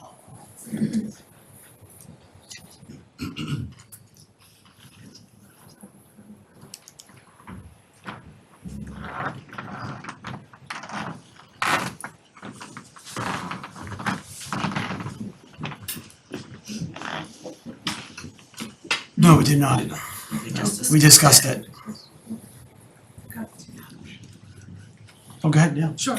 So I put a memo in the packet to you, recognizing that Select Board Member Herrick had requested more information the last time we spoke about it, so we have also some new information here for you. And it was previously noted that the limited substrate subsurface investigation was, those results came out, so they're included here as well, as the fee proposal for the design work that you had already previously voted on, using the remaining ARPA funds for. So it will be, the wish for tonight, our request is that you will officially designate the land at Simon's Way for the design work, so that everybody can feel like, yes, now we have the authority to go forward and start working. A portion of the land. Yes, sir. Yep, the portion of the land. So we included a map as well. Everybody understands the scope of what we're looking for. We have an internal team. It's and look at the room's filled up. Hello. Jenna Wood is here, and she's been in part of our internal team along with Ryan Percival, our town engineer, and we've been working with BH&A, and you can see their fee proposal. The intention is that BH&A will keep the same civil engineer for both the recal and the pickleball project. So the design will be integrated, that there will be efficiencies obtained for, technical borings, about, the surface testing for the construction portion, not for contamination. As you saw, all of those results came back and were negative for any findings, so we're in good shape. Yeah, we think that this is a good plan. The pickleball community has come forward, as previously noted, very strongly to ask that this project be able to proceed on a somewhat different time frame, and then bring this forward to town meeting at some point in the future. The design work is to tell us what would this cost, because we don't know what that would cost for 8 courts, with or without lighting, and what kinds of materials would be used and so forth. So the BH&A will work with Activitas. It's a firm they've been using for the civil engineering and the landscape work as well, and we're familiar with that firm. And so they'll work together to design the courts using these funds. So it's all here. We hope you will vote to designate that land for the purpose of pickleball this evening.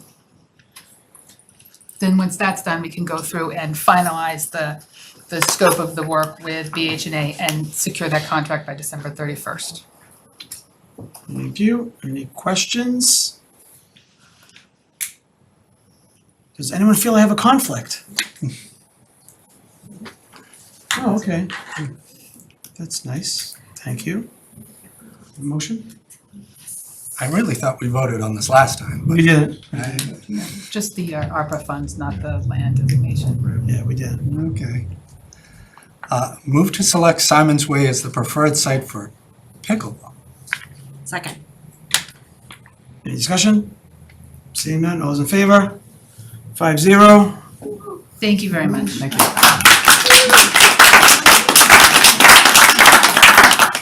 It's a long road, folks. Thanks for hanging in there. Thank you. All right, next, select board policies, discuss, not vote, guys, just discuss. Caitlin put it in our packet with the track changes. So.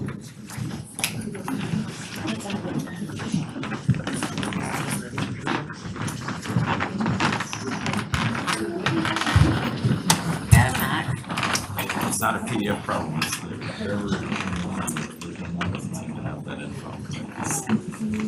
I'll tell you, I went back to the email, select board email, on the file that Caitlin sent us. Did you try that? Is that working I haven't better? tried that. Okay. No, I can't get This it. particular one, okay, really?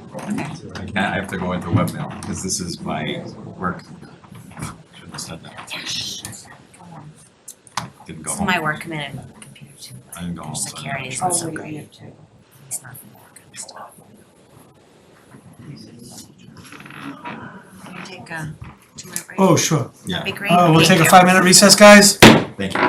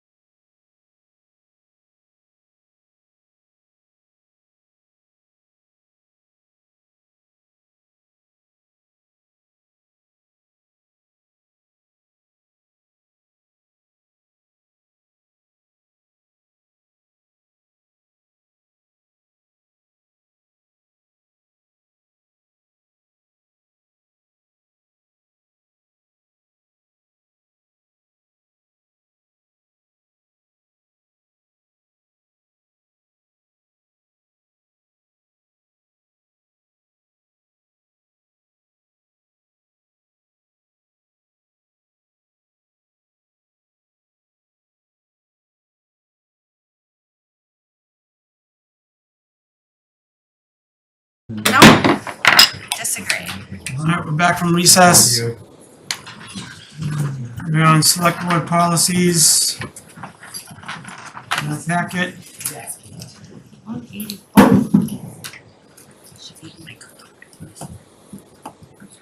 Yeah, oh yeah, sorry. So I think this represents most of what we talked about. I think we need to clear up the language on this issue of the term length. 1.5.1, sentence 1, past members shall be appointed. I thought we left it, and I thought we figured it out, that it's a staggered 2-year term, so that one expires each year. If it's a 1-year term, They both expire. right, it's not staggered, it's the same. Correct, as we were discussing last time. Yeah, so I think that, so I would suggest that the wording, the crossed out 2, I think is actually correct. Yeah. The 1 is wrong. And I think that that accomplishes what we talked about. So then that's how it was written, that's how and it's I thought written. that you guys talked about doing 1-year terms, but then but you could do 2 years in a row, and then you couldn't do any more than that.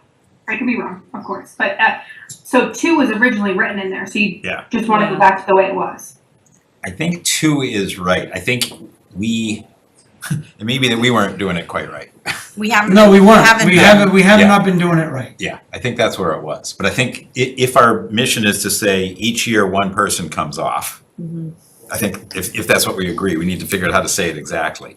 I think that would be a staggered 2-year term arranged so that one expires each year. What if no one wants to step off? Well, we're gonna have to. We'll take a vote on it. So Can you do it you only had a tomorrow? 2-year term, Yeah. so you have to, you. But we're resetting the clock now, Yeah, aren't we but resetting the clock now? Both of them were appointed at the same time. That is the issue. That's So what, that's, why don't we, for the first time through, just agree that one person will be appointed for 2 years and the other person for 1, for the we first already- time. And then Going starting forward. next one. So next year would be Melissa and Karen Still. I mean, No, Yeah. next year, one of us will step down. That's Yes, no, I'm saying Melissa and Karen Still. one of you have to step Or down one for of this us to or work. both of us will decide that we're good.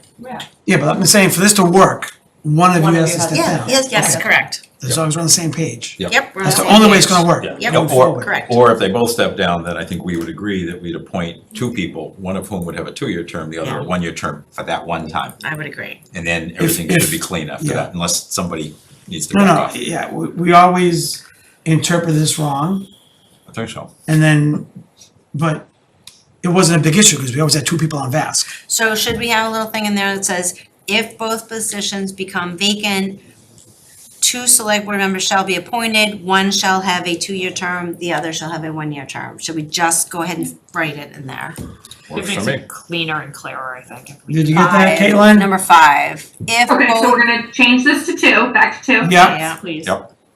And then, do you want me to add it into the first bullet point or add a new bullet point? add a new bullet add point, I 5, think. 5, 4, 5. 6. Yeah, 2. It should be directly underneath. Oh, 3, 4, 5. It'd be a 5, Sorry, it'd be a my 5. mistake. Oh, wait, hold on. No member of the select. You wanna add it to the end? Please. Where we- So if both positions become, Vacated, Yeah, if both positions are vacant, the select board shall appoint 1 member for 2 years and a second member for a 1-year term. yeah. Just be really clear so we remember. Someone doesn't run again, someone loses, yeah. whatever. And just, Someone and then it needs to makes, step off. and it makes it cleaner, I think, and just clearer to understand. Any other comments on these updates that we cleaned up? I think. No, that one is good, and it does take that into consideration, that interview all incumbents. Yeah, And also the quarterly meeting. A quarterly review of candidates. Is that in there? 1.5.3. Oh, sorry, No, it isn't. it's not, sorry, it's a comment, whoops. yeah, I guess I wasn't sure how you wanted to word that because this is written very differently. what you already have highlighted? So she has So a, this is just where I put in the comment because you guys talked about doing quarterly meetings, but this says, you know, if someone applies, you're supposed to basically meet as soon as possible. No, Yeah, no, no, that's no. That, to me, I read this as that the town is making the advertisement Yes. to advertise But within this 5 is, days. yes, that's bullet point 1 should remain. But Yes. under 1.5.3, which is the process for filling vacancies on board or committees during the year, Yes, we should call out that VASC meets quarterly. if needed in that Yes. language, whatever. Yeah, you could just add that as another one. So if we take a look at point 3 just for a second. Following the receipt of all applications and the expiration of a required number of days, VASC Chair and Town Manager's Office shall schedule VASC interviews. But Oh, yeah. when though? It doesn't say when. So maybe we should open-ended. clean it. Yeah, it's Maybe we open-ended. should clean that up a little bit. And we also wanted to take out VASC chair because we were taking out that there's a chair and a vice chair. A two-person subcommittee. So remove those words? Just- Remove the Yeah, word chair. anywhere that it says VASC chair, it actually says it in several spots, I think. I just saw it somewhere else. What if you just take out the word chair? Yeah, Yeah. just to make it consistent throughout. But back to I think Chris's point, I think we need something in here that states an expectation of quarterly meetings. I Yeah, agree. so someone's not waiting 6 months to get on the board or committee, correct? Yeah, I agree. You want that to be like bullet point 5 under this? I think we can add it to 3. We can keep on, right? I was even thinking it goes to the top. Oh, whatever. It says, the board's gonna be quarterly. And that's it. No, if, Well, point yeah, five you're point gonna one. go through below, but now it's unclear, because now it says, okay, when's it gonna get scheduled? So I take your point on 3 talks about kind of the when. So come back to your point, Carla, what if we said on 3, the expectation, VASC will meet on a quarterly basis unless requested to meet We can upon request of the convene. board. yeah, obviously, we all agreed in theory that if there's a quorum issue, we're not gonna wait for like, you know, For 3 months. right. Right. But I think, I mean, does that need to be stated? That's kind of a given, but do you need to state that too? No, So I are we think we even should. meeting, are we meeting quarterly or not? No, no, Because like, if needed, it's if necessary, if needed, whatever the word. VASC shall meet yeah, quarterly or as needed. yeah, we're trying to get away from that. Like, if you can't meet a quorum, you're only gonna not make a quorum for 2 meetings. Like, it's not like, well, what boards have, If it's a big board like CPDC or ZBA, conservation, yeah, that's very important. so they're only waiting like 60 days maybe? Or maybe we have a quarterly meeting early. I mean, I just, So to have a quarterly meeting probably means there's less backup, less Yeah. mega meetings, Yeah, which is probably a good thing. And you So would far think it that hasn't it meant was that. add the, It gives, Just it so you gives know. residents and town staff to know it is going to be March 31st, June 30th. yeah, we do no, it, it isn't. We have to publish when it is. We have to take the No, but- subcommittee members, But the schedules. meetings are only into gonna account. happen at most, because it's quarterly. Yeah. This is the cutoff for here, this is the cutoff for there. Yeah. So, you've been doing this for a long time, the whole quorum thing doesn't come up very often. I It does always with ZBA. it has, it was a problem. Now it's good, but it was a Right big now, problem. yep. And now, but it doesn't now we're happen like full. every year, like, but yeah, the ZBA We has can't predict the had an future, issue. Karen, we can't predict the future. I know We you're saying. want, I want know the you're 1 year saying term, I don't have time for this, That- this is too much. That, I need volunteers who are gonna stick around for a year and like not be like moving on and off every 2 months. it could be 20 minutes out of your day. I mean, No, that's it's your not, argument? it's never less than an hour or two. No, for quarterly meetings, it could be 2 applicants. So the last quarterly, but it isn't. So we just went out through for our first iteration and it was 2 sessions and I think it was 4 hours. Was it longer than 4 hours? For a new special. One was a new committee. And that was in addition to like 16 hours that we just did. So this happened close to the annual, so that's why you had 2 biggies. And you had I do 14 think- applicants. I also think from my understanding, our June ones were excessive because they kind of sat there for a while. I think we had a lot of applicants that had been sitting for like a year even, so, That is absolutely correct. yeah, I think that was a little, maybe not the norm.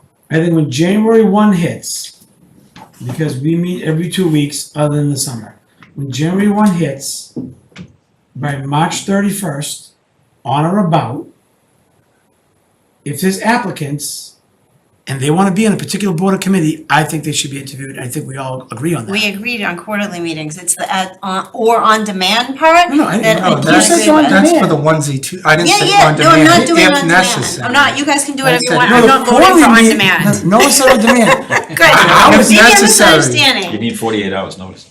Yeah. That's still kind of I on was demand. teasing you. No, you're I was right, but it's teasing. still kind of I on was saying the demand. quarterlies if I'm not needed. clearing my schedule because somebody can't hang on to their committee appointment for like another 60 days. No one said on I demand. have a job. No one said on demand. Yeah, and I have bills. We have big tax bills. the flip side is that if someone wants to volunteer, we learned this the hard way, and then you don't get back to them for a long period of time. It's kind of like, Then they Yeah, might go no, away. a year Then was they go away. intolerable. The last year met once. Yeah. Like, that wasn't And okay. I don't think It's that's okay. not an accurate okay. statement at all. We did not meet once. You met for the annual appointments, and it was on multiple days. So what? Multiple days, that's different than Let's once. decide what we want, right? I think we've agreed Quarterly on meetings. quarterly makes sense. Yeah, we already Yeah. agreed to And that, then the yep. issue would be, if there is a reason that the board, in its opinion, says, I'd like to get this done sooner, then the board would take a vote and say, let's do something sooner. Yeah, and we can always do the interviews at a meeting if needed. Thank you, put that in there. No, not put that in. No. See? That, the board can do that, any board, I'm not gonna put that in for future I boards. think we're there. With it, I all think we're right, there. So Caitlin, do you have, we're done. so is this gonna go into point 3 at the end, right, kind of where the cursor is right now? I'd like I to, think that's where. yeah, I think it's where it should go. Let's do it. Okay, so just at the end, VASC shall meet quarterly. Yes. If needed. Yep, if they're open, yeah, whatever, if needed. Yeah, That's good. they're not gonna meet with no appointments anyway. Thank you, I obviously. think we need to spell that out. Yeah, if needed, yes. It's not 100% clean, but it's so much better. Yeah, well, maybe it'll work, we'll see what happens next year. All right, guys, are we good? I think that's it for it, right? Yep. Yeah. We'll vote on it at a future meeting, Okay, Good, all right? good. Okay. So Aday sent us, onto the next agenda item, Aday sent us an update that he has re-requested the funds for rodent mitigation. Yep, and he's on the Zoom. Oh, If there's there any he is. questions, so. But he's reallocated it to 100% rodent mitigation, the full $21,000 and change. All right, good evening, everyone. My name is Hi there. Lauren, Public Health Director for the town of Reading. For a while now, the health department has been receiving calls related to rat sightings within the town of Reading. The town currently does not have a town-wide rodent management plan, and the health department is looking to implement one. We've been shopping around to find a partner who can work with us to implement a rodent management plan, which in turn would help mitigate the explosion in rodent sightings the town has been experiencing. While we at the health department understand that rodent control is a concern, we also understand that the method of control and prevention we use is critical to the survival of other animals. Studies have shown that the second generation anticoagulant rodenticides biomagnify across the food chain and adversely affect wildlife, including birds of prey and other predatory species. These toxic substances used in rodent control are causing secondary poisoning in our wildlife, thereby undermining ecological balance and unintentionally worsening the very rodent problem they are intended to solve. In other words, each bird of prey lost due to rodenticide consumption leads to more rodents left unchecked. As a result, we have carefully selected Nutshell Wildlife to be our partner in our rodent mitigation efforts. Nutshell Wildlife is willing and able to help provide and implement a safe and humane rodent control program for our town. Robert Linscott, the subject matter expert and the owner of Nutshell Wildlife, is here tonight to answer questions just in case you have any. My main priority tonight is to respectfully request the select board approve the reallocation of the remaining ARPA funds in the amount of $21,359.91 to go toward our rodent mitigation efforts. Thank you very much. Thank you, Ade, board, and Melissa. Just a quick question.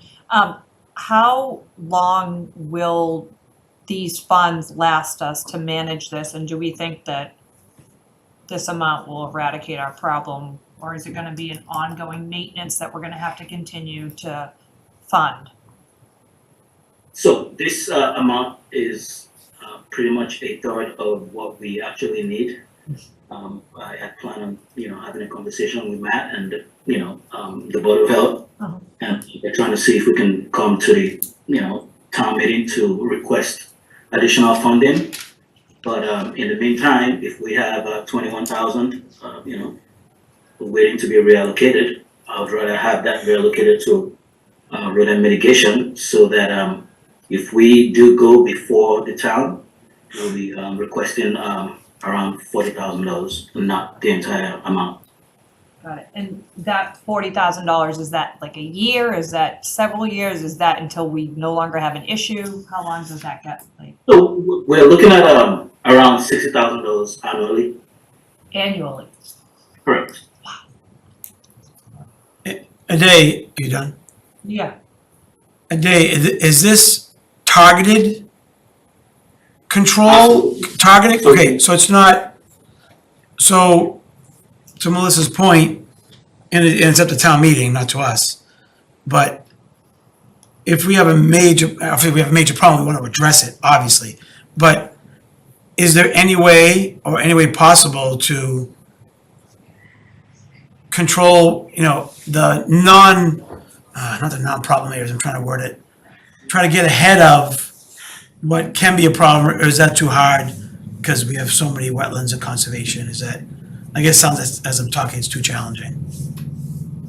So we have a rodent map. I believe Robert is on this Zoom. Robert, would you be able to share the rodent map that you have?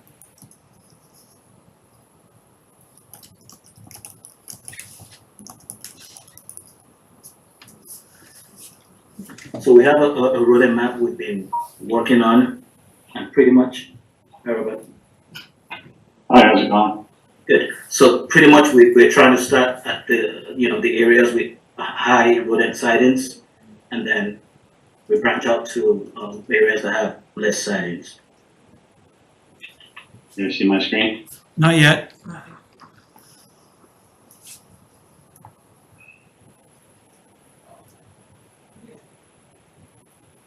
Does this typically cut the problem in half? I can't see it's eradicating them.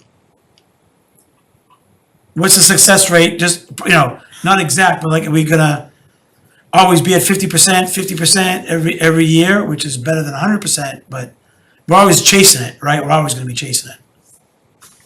Yeah, you're always, you can't really fully, we're just not going to fully eradicate rats. That's just not possible. Yeah. But the idea is to minimize the infestation and to get on it quick because they just populate so quickly. It's typically an ongoing thing, but our plan is to hit it hard, especially in the problem area. If I can get to the map, I'll show you. But there's a centralized point where the calls and the sightings are strong. If I can get over there, I can show you. But yeah, to your question, there's no way to fully eradicate them. You guys can't see my screen? No. Does Caitlin have to No, assign him? she said he's We all tried. set. You should We be able to tried. share, so he's not locked. Just tell us where the problem is. Anyone? Seinfeld? Oh, it's coming, maybe. There we go. Movie phone? Movie phone? Yeah. How's that? There you go. There it is. All right. So this is my presentation, but we'll get right to Bless you. the map. Here we go. Oh, boy. Yeah, so as you can see, so the black diamonds are where the day has received the calls and the sightings and where the problem areas are. But right here, if I can pull this up a little, maybe not. But right here is where it's Concentrate, obvious. yeah. Right. Yeah. What is that? South Reading is, That's South Reading. Yeah, it's just, it seems that way. If the map is correct, yeah. So that's where the majority of the issue is. And then if you guys were to move forward and have us come on board, this is where I would start. And then, of course, we would address areas, but so that we hit hard here, and then as, you know, things change and shift, you know, if there are other areas that become more problematic, then we would, you know, we just shift gears. But right, as of right now, that's where the majority of the issue is. I see a black diamond right on top of my house. Is that? Oh, that chocolate. But yeah, Yeah. happy to answer any other questions. Yeah, Melissa has Well, one. so this initial 21,000, I mean, we don't have town meeting until April. Like, how far are we getting with 21,000? Can we do, how far does that get us? a third of it. Yeah, that's a third. So that starts the program. So would you guys like me to go through the presentation just to give you an idea about what we're doing? Do we have time for that this evening, or should we wait for tomorrow? So I would love to hear a little bit about safety Safety, in terms So of, everything that we do is non-toxic. So a few of the things that we employ are Boro RX, which is a carbon monoxide. So we identify the tunnel systems, and then we essentially just put smoke in the tunnel systems. And it doesn't affect the soil or the root systems, and it puts the rats right to sleep, right underground, which is perfect, because then they just go right back into the earth. We also use a rat action tunnel system, which I invented and patented, and that gets them above the ground. And it's a contained unit, contained system, so it's safe for like cats and dogs and domestic animals. Sometimes we catch some chipmunks, but it's just big enough for rats. So we put those by dumpsters, anywhere activity's heavy, behind restaurants, where the grease traps are behind restaurants, that sort of thing. And I also have an organic bait that I've been working on, and the main ingredient is baking soda. Rats can't burp, right? So if they eat enough baking soda, they just pop goes the rat. But it's effective. We've been using it. do you call it ratsome? So the safety part of it is, you know, we're not using, you know, like Ade mentioned, you know, we're not using poisons. Escars is a huge problem right now. A lot of communities are pushing back against it. Newbury just got the town to stop using it there, and there's a few other communities, Ipswich. They're just really, it's a problem. It's affecting birds of prey. I'm sure you guys have heard about the owl eating the rat and the owl or the hawk dying because it had ingested escards. So what we're doing, and we do it at people's homes. We've done it for the town of Melrose, and it works. You know, it takes a little bit more time. We're not using poison, but it's been effective. We also employ and we do exclusion work too. So if there are any buildings, say if we're working around where there are restaurants, if rats are running in and out of buildings, we can do exclusion work, which is essentially just plugging up the holes using things like steel galvanized mesh and foam and clear epoxy sealant, and we just stop them from running, you know, in and out of buildings. And that's when that rat action tunnel system typically works really well. Quick question, so as it would relate to doing work near dumpsters at schools, I would assume that sometimes is a problem location? Can be, yeah, or hospitals. Yeah, so hospital, not a worry in the town of Reading, but schools, yes. Yeah. So do you do that like when there are fewer people there? I hear you, some of it's underground, so that shouldn't be an access issue, but just, what precautions do you take to make sure it's a safe application? Absolutely. So it's a case by case basis. So if there's a lot of activity, if kids are near like dumpster area, you know, that's just conversation with the staff there. You know, is it something we can put down there? The kids shouldn't be able to access that. Everything's capped and locked off except for the ends. So they shouldn't be able to get into it. But, you know, again, it depends on where it is and how far away the dumpster is from.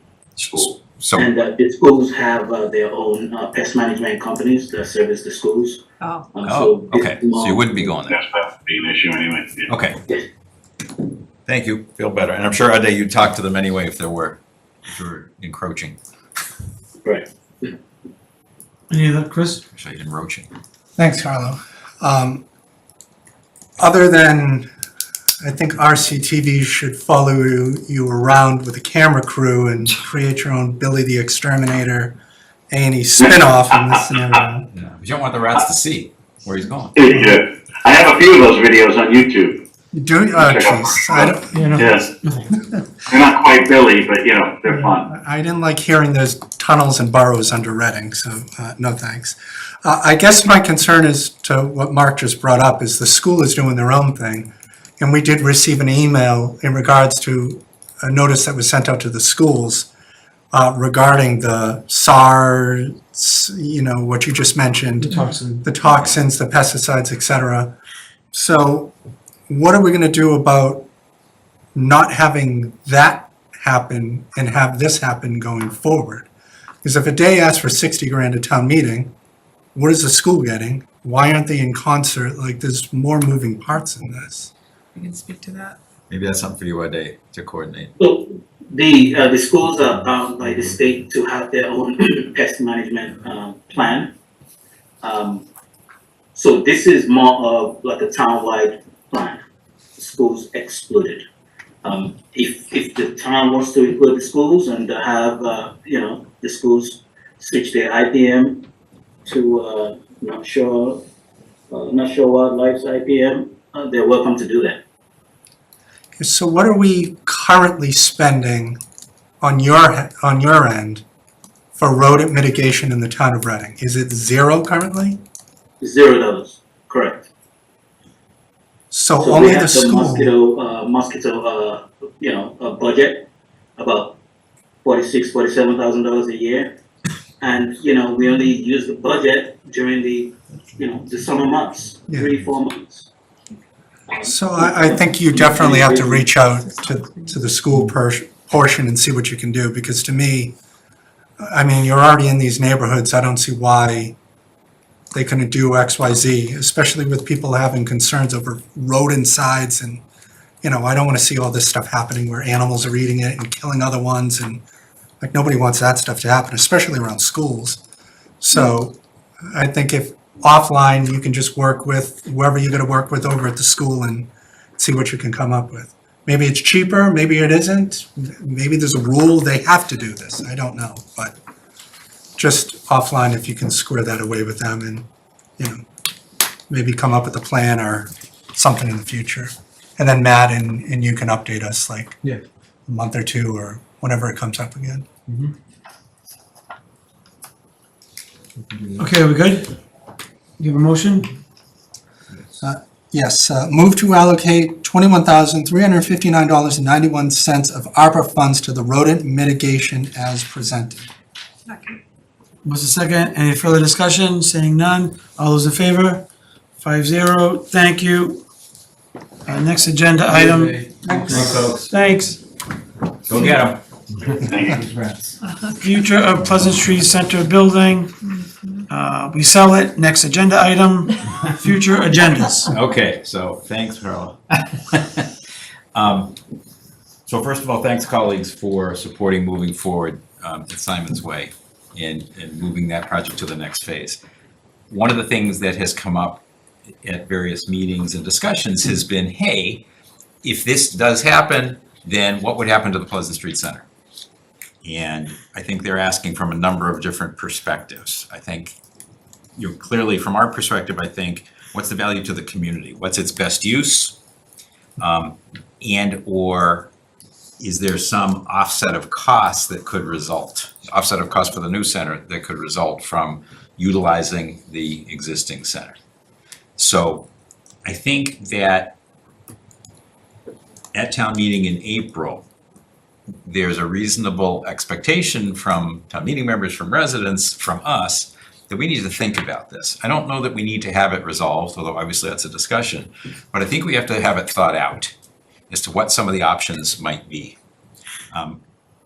we haven't done that yet, right? None of us have really done that. So I think there are lots of potential uses. Some of them could be kind of an exclusive activity. Some of it could be sharing. I think you've got, so I scribbled some notes. I'm happy to share what they are, but I think there are at least kind of 5 constituencies we probably need to think about. There's the community, there's the historic building / historic commission, housing, town activities, and development.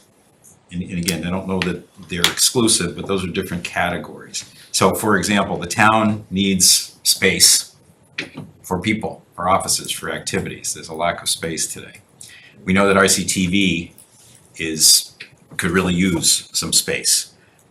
It's possible that food pantry could benefit from some space. I know that there's been discussion, I've heard discussion about an arts center, a community-based arts center. We could talk about moderate or lower income housing or veterans housing conceivably in a downtown location. Or we know that there's development potential. We know that there was, I think a year ago, just more than a year ago, 1.5 years, 2 years ago, there was an unsolicited bid that was kind of, I'll call it mixed use in the sense of allowing the town to maintain some existing space and then have development take place. I think it was residential development that they were talking about. Again, unsolicited, we didn't ask for anything. They just threw it in over the front. So I think we need to do, I would recommend we think about 2 things. One, I think we have the resources to talk to Victor and say, hey, Victor, and we did this 2 years ago, but we should do it again. What's the commercial value of that property? As a restaurant, as housing, as other commercial, whatever it would be. And I believe 2 years ago, he kind of gave us an estimate, just so we kind of know that kind of a number in the back of our heads, whatever the number was. And it's not, unfortunately, it's not $10 million, but it's something, right? Then, I know, Carlo, you had said to me you're less inclined this way at a public meeting, but I think this might be a committee that needs to get formed to have this discussion. Community, historic, some developer, I would say, for background, but not someone who might develop it, obviously, staff, to get together and talk about it, maybe putting out a survey, encouraging some citizen input, short duration. I think we want to get the thinking of the members, so having members that could kind of participate strongly would be great, have some public hearings, present back to the select board with a target of mid-February.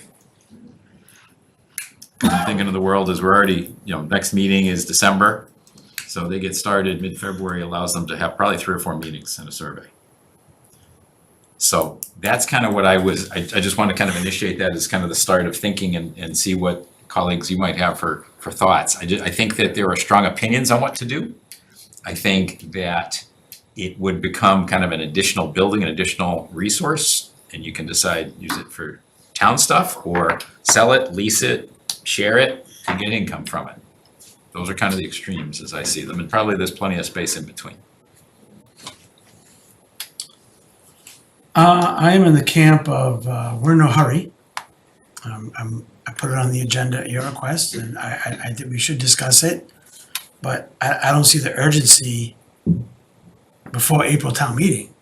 I think that if there's to be a vote at April town meeting, plus or minus, on recal, I think the expectation of the community is that we have talked about what to do with what would become open space. Open town-owned space. Open in the sense of, Available. it's not the Pleasant Street Center. Yeah, Available. thank you, better. Available space. I think not having that begs the question, basically saying, hey, you haven't really thought this through. Because what about the Pleasant Street Center?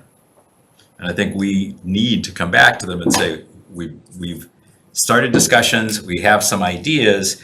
It's not definitive, but we've already gone pretty far down the process of saying, here are kind of where people are leaning. Here's what it could bring to the community. And then people will have to decide. But I think not having an answer in time for that town meeting just basically says to folks, hey, you weren't serious about this. You haven't thought about that open building. That's not okay with me. Nah, that's not what that says. We're talking about right now. I think for me, the town should have first crack at it as far as their ideas, not a committee. The town should come to us, let's say in a month or by the end of the year, say, gee, we could really use this for X, Y, Z. And then maybe the schools, maybe not, just throwing ideas out, right? Because a lot of things you mentioned, food pantry, arts, housing, those are all goals are things we should talk about, but I don't wanna, me personally, I don't wanna rush this, I get your point, but we always have November town meeting, we have a lot of runway. To me, these are two separate topics, as far as, are we proving XYZ millions of dollars to this project? And then we have a lot of runway on what to do with the building. And let's start the conversation, see what the town needs, see what the school needs, but, you know, we're priority. See what police and fire need, et cetera, and then Matt gives us a report, and we say, okay, well, those are great ideas. And those ideas are out there. I don't know, I just, I think it's premature, is my opinion, for another committee to ask that much in a couple months. Can I just respond just 1 second? I'm not asking that it would be solved and this is what we're gonna do. I'm asking that we've thought about some things so that frankly, town meeting members and residents say, hey, I get it. You're starting to think about what to do. We don't have to resolve what we're gonna do. You just listed 5 things, we can present that. I think that I don't know anything about the potential of any of them, right? They're ideas. It's my list that I generated in 30 minutes. So, okay, good start. What else is out there? What are people thinking? And I think there's an opportunity cost to that building. Even if the town gets it or whatever, there's an opportunity cost. So some people are gonna say, why should I spend X million dollars when you now have this open space? And I would wanna say to them, I think we would wanna say to them, hey, here are some potential ideas. If it were to be sold, leased, shared, whatever, the town could get some income as one option. The town could use it for activities, or the schools, I'm not discriminating between. But there's an opportunity cost in what's going on. And I think, what I think we need to do is explore it and come back with some ideas. And that would be, it wouldn't be a recommendation of the committee, you should do X. It would be, we've explored some ideas, here's what they look like. Chris? Thanks, Carlo. For me, it's very simple. Everything Mark just said is very expensive. You cannot go down this route. I understand that town hall might need some room, et cetera. The schools, I don't think so, because if Rise does get moved over, they're gonna have more space at the high school, et cetera. So I think they're out. But maybe I'm wrong, but I think they would be out. I just think that coming up on the horizon with the new center being 30 million or something, unless we can axe this off and be like, this is gonna be, we can sell it for 5, a developer wants to buy it and do whatever they want for it for 5. Now the new community center is 25 million. It's a lot easier to swallow than 30. And with keeping this building, the added expense of whatever we're gonna do over there, staff, cleaning, et cetera, it just gets compounded. Because the new building is gonna have obviously a little bit more staff, more cleaning, more everything. I just don't see how we could keep 2. I'd love to keep it, believe me, because like I just said, town staff, there's people, it is what it is. But I don't think that we can go ahead and just keep this instead of exploring the selling or leasing or renting, having something, put a feeler out of, I don't know if we can put RFQs, whatever scenarios, just to see, so we can say town meeting, senior center, community center is gonna be $30 million, but we're gonna be getting X amount from this, year over year. This is the plan that we are gonna see about going ahead with. It's gonna be easier to swallow. The number is gonna come down for everything. That's a good idea. The RFQ route, possibly. And I just think we have to do it that way. I would love to keep it, believe me, I agree. But in keeping it, the cost is just gonna balloon with everything else. And that is another X in the wrong column that you do not want. So I'll leave it at that. Karen? I agree with you that town meeting is gonna want to ask that same question. They're gonna ask, what are your plans for the existing building? I would prefer if we got a commercial appraisal of that building as is. I don't think Victor's gonna be able to really give us a sense of this, and potentially we could ask them to outline rental, commercial space rental, but so I would recommend, we could do that for short money. I don't disagree with that idea that we might want to go to the market and do an RFI. I'm not sure how far into it we should go before we present it to town meeting. I'm not sure a committee is gonna get that far before town meeting or get far enough. And I would also say that the schools are asking us, the schools are building a very large elementary school and freeing up space, and I am not interested in asking them what else they need at this point, no offense, because there are, and I'm sure staff does have some ideas, so I think you mentioned that as one of yours, and you know, that would be, we do need to present something to town meeting. What are our options to do with this? And I think town meeting will respect the fact that we didn't want to spend too much diving into this. But realistically, we've spent a lot of time and energy on this project. The community wants it, we need it. So, in general, the concept makes a lot of sense. Melissa, anything to add? I agree with Chris and Karen. I think the building needs to generate revenue in some form for us, I believe, to make this work with the new Center for Active Living, whether it's selling it, whether it's leasing it. I am concerned, it seems like there's a lot of maintenance that needs to be done over there. Heating system, I think was talked about at one point. Those aren't gonna be inexpensive, replacements or fixes. So I do think that whatever we do, whether it's assessing it for selling, assessing it for commercial lease, it needs to bring revenue in whatever we do with it, I think.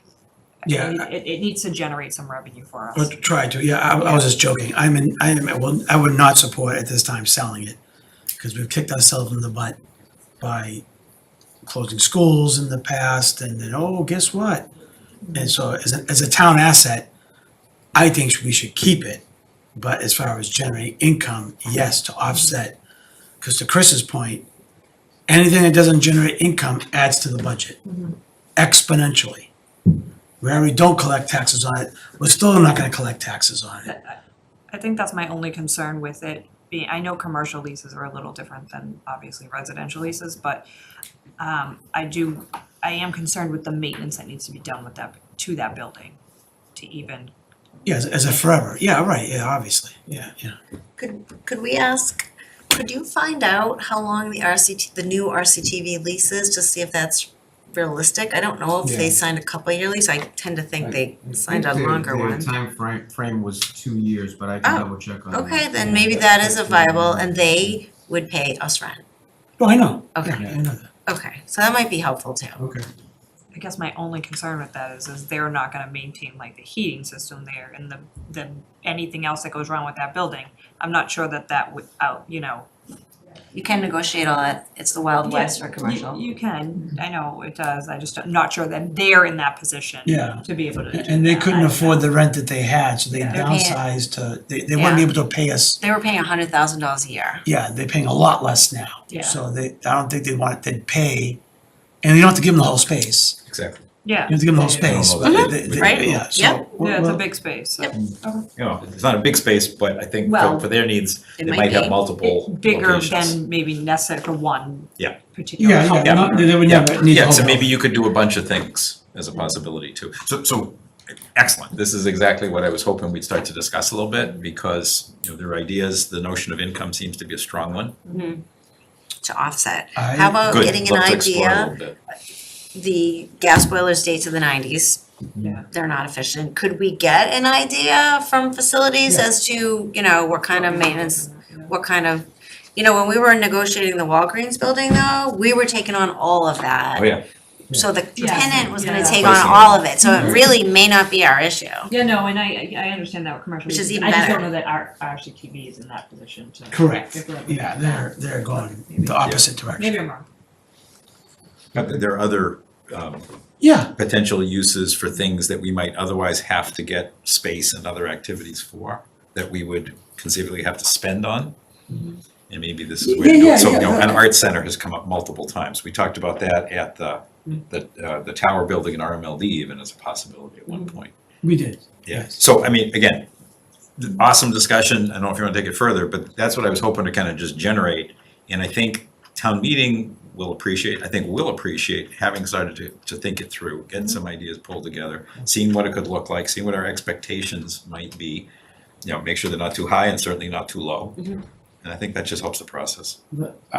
I agree. I think we could direct town staff to give us their needs and wants. And I don't know if we're ready for a commercial appraisal yet, or do we wait till the new year? I mean.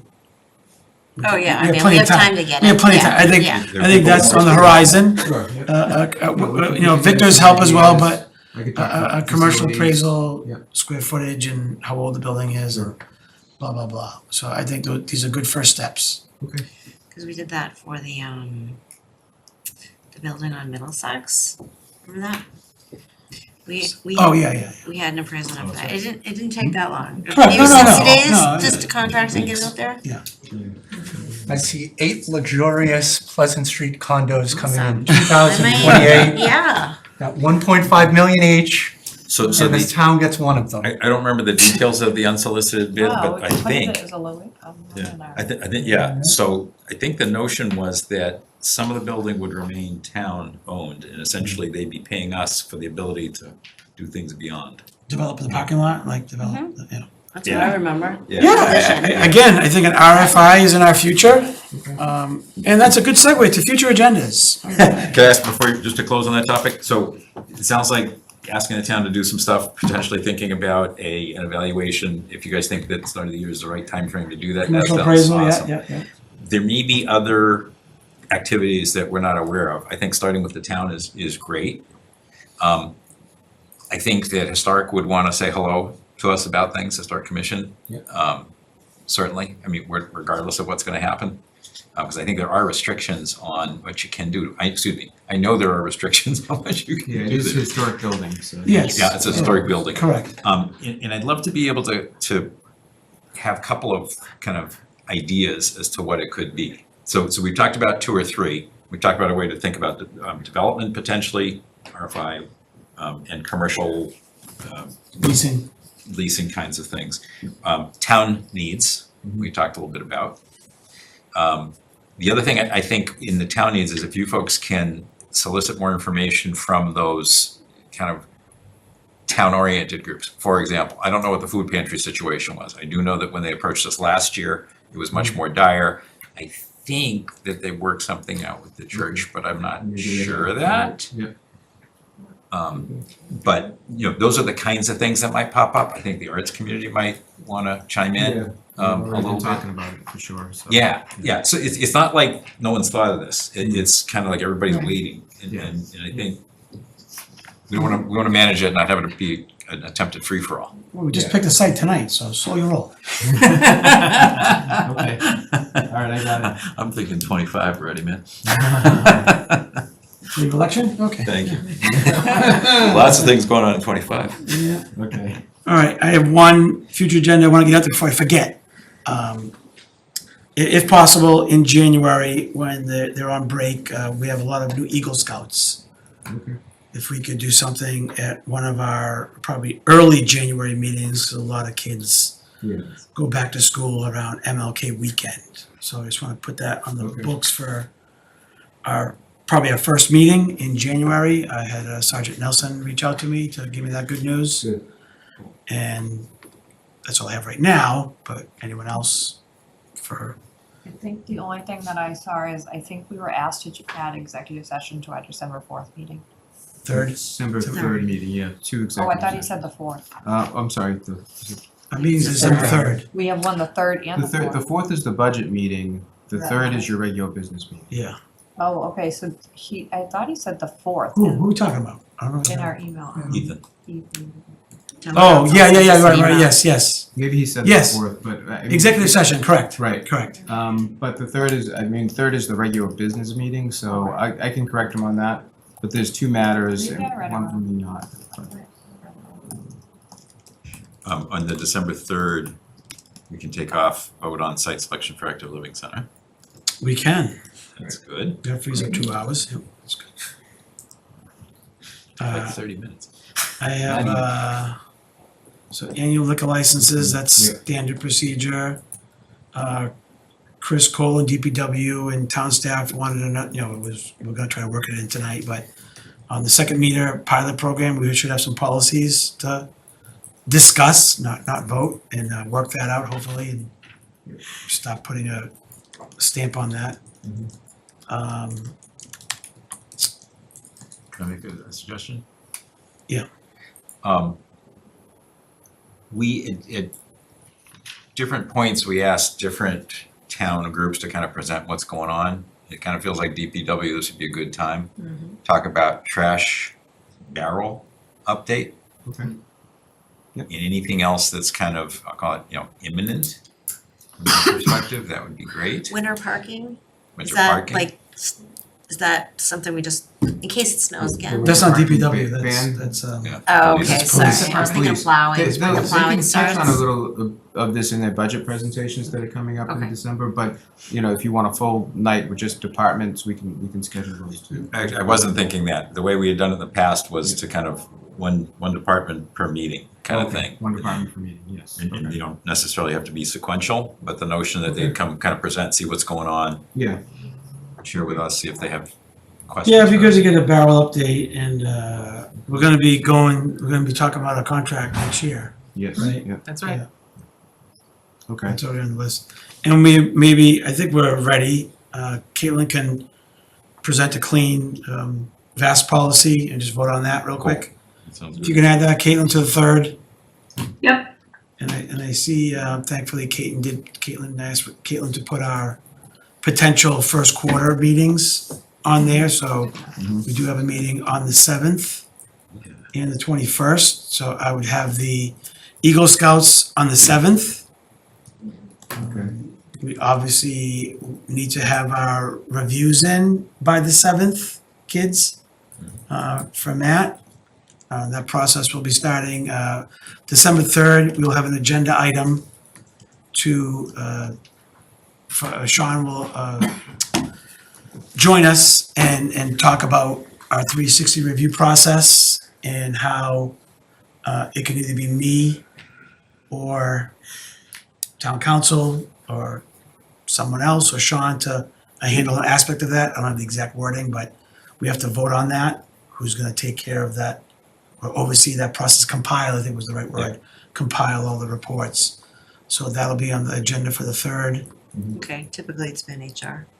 Yeah, I'm just saying, we have to vote on it. So that'll be at the beginning of the meeting, so Sean can get to work. Can I ask you a question? So, Matt, 4th and 10th, those are lined up, your Yes. department heads planning Yeah, to hit yeah, those? they're all lined up. I'll send you the agenda on which night is which for the departments, but they're lined up to give the budget presentations just like in the past. Great. Yeah, we should be in good shape there. Go ahead, Chris. Thanks, Carla. The only thing I would add is, I mentioned it earlier in the year, but Robert Lee with Mandarin, I think broke 100,000 donated. So I'd like to have him come in and, because, I'm surprised they're probably running some event tonight for some organization in town. You So recognize them at the meeting? Yes, Yeah. he came in, like 5-10 years ago, something like that.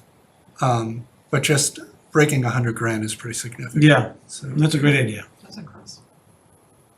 Put them on for the 21st for now? well, I guess I can reach out and just give them these various board dates. Yeah, exactly, it's a good idea. In January or February. Yeah. Anyone else for the 3rd? I think this is pretty locked and loaded. I don't know if we have to add anything other than vote on the VASC thing and I asked Kevin to join us for a quick update. Kevin hasn't been here, so I'll probably move him to the beginning. He's on the end, but I'll have Kevin. Economic development. come, and then, January, obviously, we'll be discussing our favorite topic of kiosks in January. And like I said, my comments earlier are something that I was worried about, that I think is not gonna stop, unfortunately. So, I will say, I was in that lot, CVS today, around 11 o'clock. There was a lot of spots open. there was spots when I was there as well, talking to Bridget, don't get me wrong. It was just, No, I get it. yeah, so, all right, I don't wanna, Well, the new building that's going in downtown, the contractors are parking in all the public spots. They're 2-hour parking, so, you know, I was in one of the businesses the one, today. the one near me? The one Yeah. against Rise? Yeah, Oh, so, by the Dunkin' Donuts. yeah, so I just told the business owner, I'm like, call the business line and they will come down and enforce it, and they did. You know, people feel a little bad about that, but you shouldn't.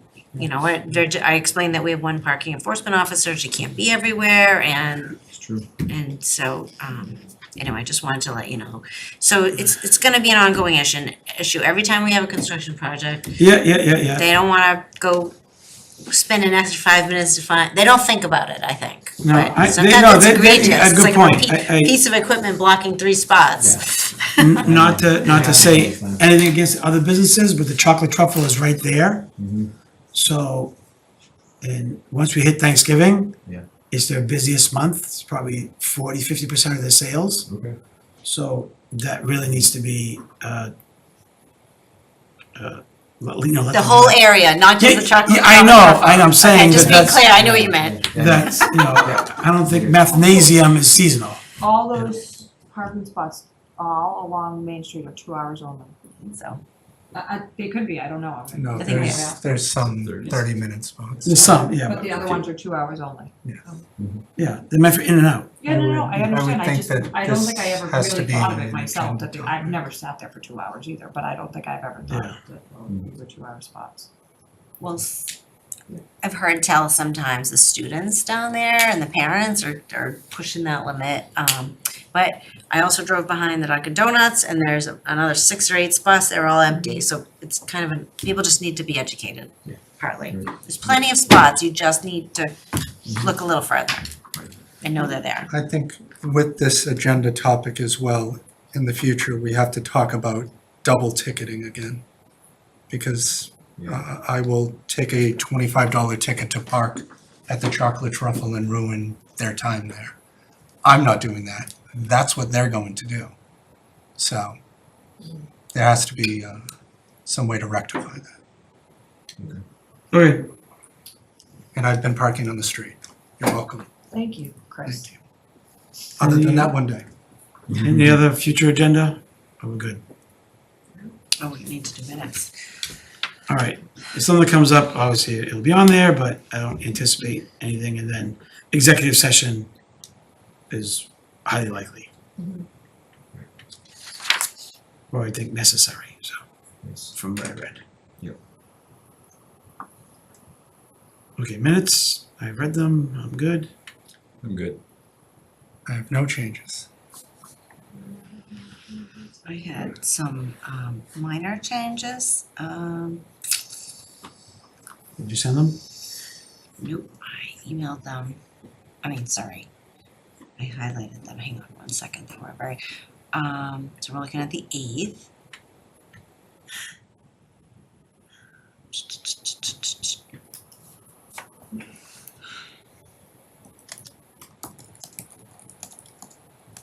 Okay, so the update on the parking kiosks, by the way, let me just say both of these sets of minutes, love the summary. Thank you, Caitlin. Appreciate it. There's less to edit. Yeah. But in the kiosks, phrases like board members felt like the kiosks are a total disaster, I think overstates what was discussed, because I didn't ever say that and I didn't feel that way. So I was wondering if we could just reel that in a little bit.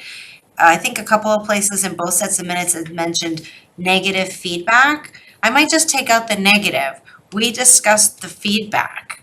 A lot of it was negative. I got some positive feedback. So those were, The board members felt the chaos were a total disaster. I think that's a little hyperbolic and I would like to edit that back. I would assume she put it in because of the comments that I made. Yeah, you're taking minutes, you're doing the best you can, that's fine. I don't know. I don't agree with that statement. I think didn't say maybe that, so I don't want to reflect that all board members felt that Some board way. members felt like the kiosks are a total disaster. I just think it's too hyperbolic. I would In like all to. fairness, I said that they're not a disaster. You they're could call it a horrendous. smooth rollout, you could say the kiosk was a rough roll, come up with something else. I would say, Implementation, okay, Okay. the implementation needs to be in there. okay, the kiosk implementation I was was commenting. less than I agree. perfect. Left, had some issues. No, less than perfect is a minor detail. No, I'm willing to go somewhere between less than perfect and total disaster.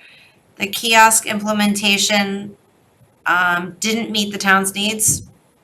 But we didn't say that. I think it's just. Again, I'm these pretty are sure summary. I said it was a total disaster. Yeah, but You this could is, say Murphy said it was a yeah, total you can say disaster. that. That's why I think it's some Yeah. board members felt. Yeah, no, Yeah, you can put some board members. that's fine. Yep. Mark, yeah. Good. Yeah. No, sorry, it was a thumb. Oh, yeah. Anything else? He And ran the out of same winks thing- today, Carlo. What? He's only got 2 winks per meeting. Right eye or left eye? Left. Can we change most board members, would like to put a pause in the kiosk and also change that to some? And we did take the vote in the next meeting. After that won't impact this one, yeah. We don't see the minutes, Caitlin, but Yep, I got you. Some, sorry, I can pull them up if you want. Some board members felt the kiosks were a disaster and some board members want a pause. And then I think then in the 15th, it says, the board discussed, under the kiosk, the board discussed all the negative feedback. I really just think that should be feedback, because that's more reflective of what we did. No. There's tons of I mean, things. every comment that stood up was not good. Yeah, I don't need, the board discussed the feedback, describes what we did. I just don't think we need to put extra. in this Well, instance, okay, fine. I agree with Karen. I agree Okay, with you, Karen. great, oh my God. I agree. Thanks, I all think right, that- thank you. And I Just just make it more summary, a lit, But why? It was negative feedback. I guess I don't It's understand still why it changed. not all feedback. Not I all remember feedback was negative, specifically one really. individual was happy the but way we did that- our job, we discussed the feedback, all of I it, think all just- that we had access In to. that instance, it is warranted. Great, thank you. You can disagree, you can push back, I mean, you don't have to agree. I'm not gonna do anything. Okay, all Thank right. you, appreciate that. Okay, that's it. I don't want to, these minutes to reflect, to forget all of the work and effort that went into this. And we do not have the staff to fully vet everything. And I used to be in the software business and they have people on staff to go down there and push all the buttons and make things don't work. So if we want to hire people like that, then we'll have smoother rollouts. Chris, Me what? A motion. Oh, motions. jeez. Chris, you are not on the ball. Roll call? What? Roll call, Chris? Not in. Yes. That's. Move to approve the meeting minutes from October 8th, 2024 as amended. Second. Any discussion? Seeing none, all those in favor? 5-0. Move to approve the meeting minutes from October 15th, 2024 as amended. Second. Were they amended? We did, sorry. Yeah. we did. Change the Yes. one word, Yeah, got rid of it. who seconded? Second. Melissa seconded. Any discussion? Seeing none, all those in favor? 5-0. Motion to adjourn. Second. Second. It's a tie. All those in favor? I did it That means. before 10.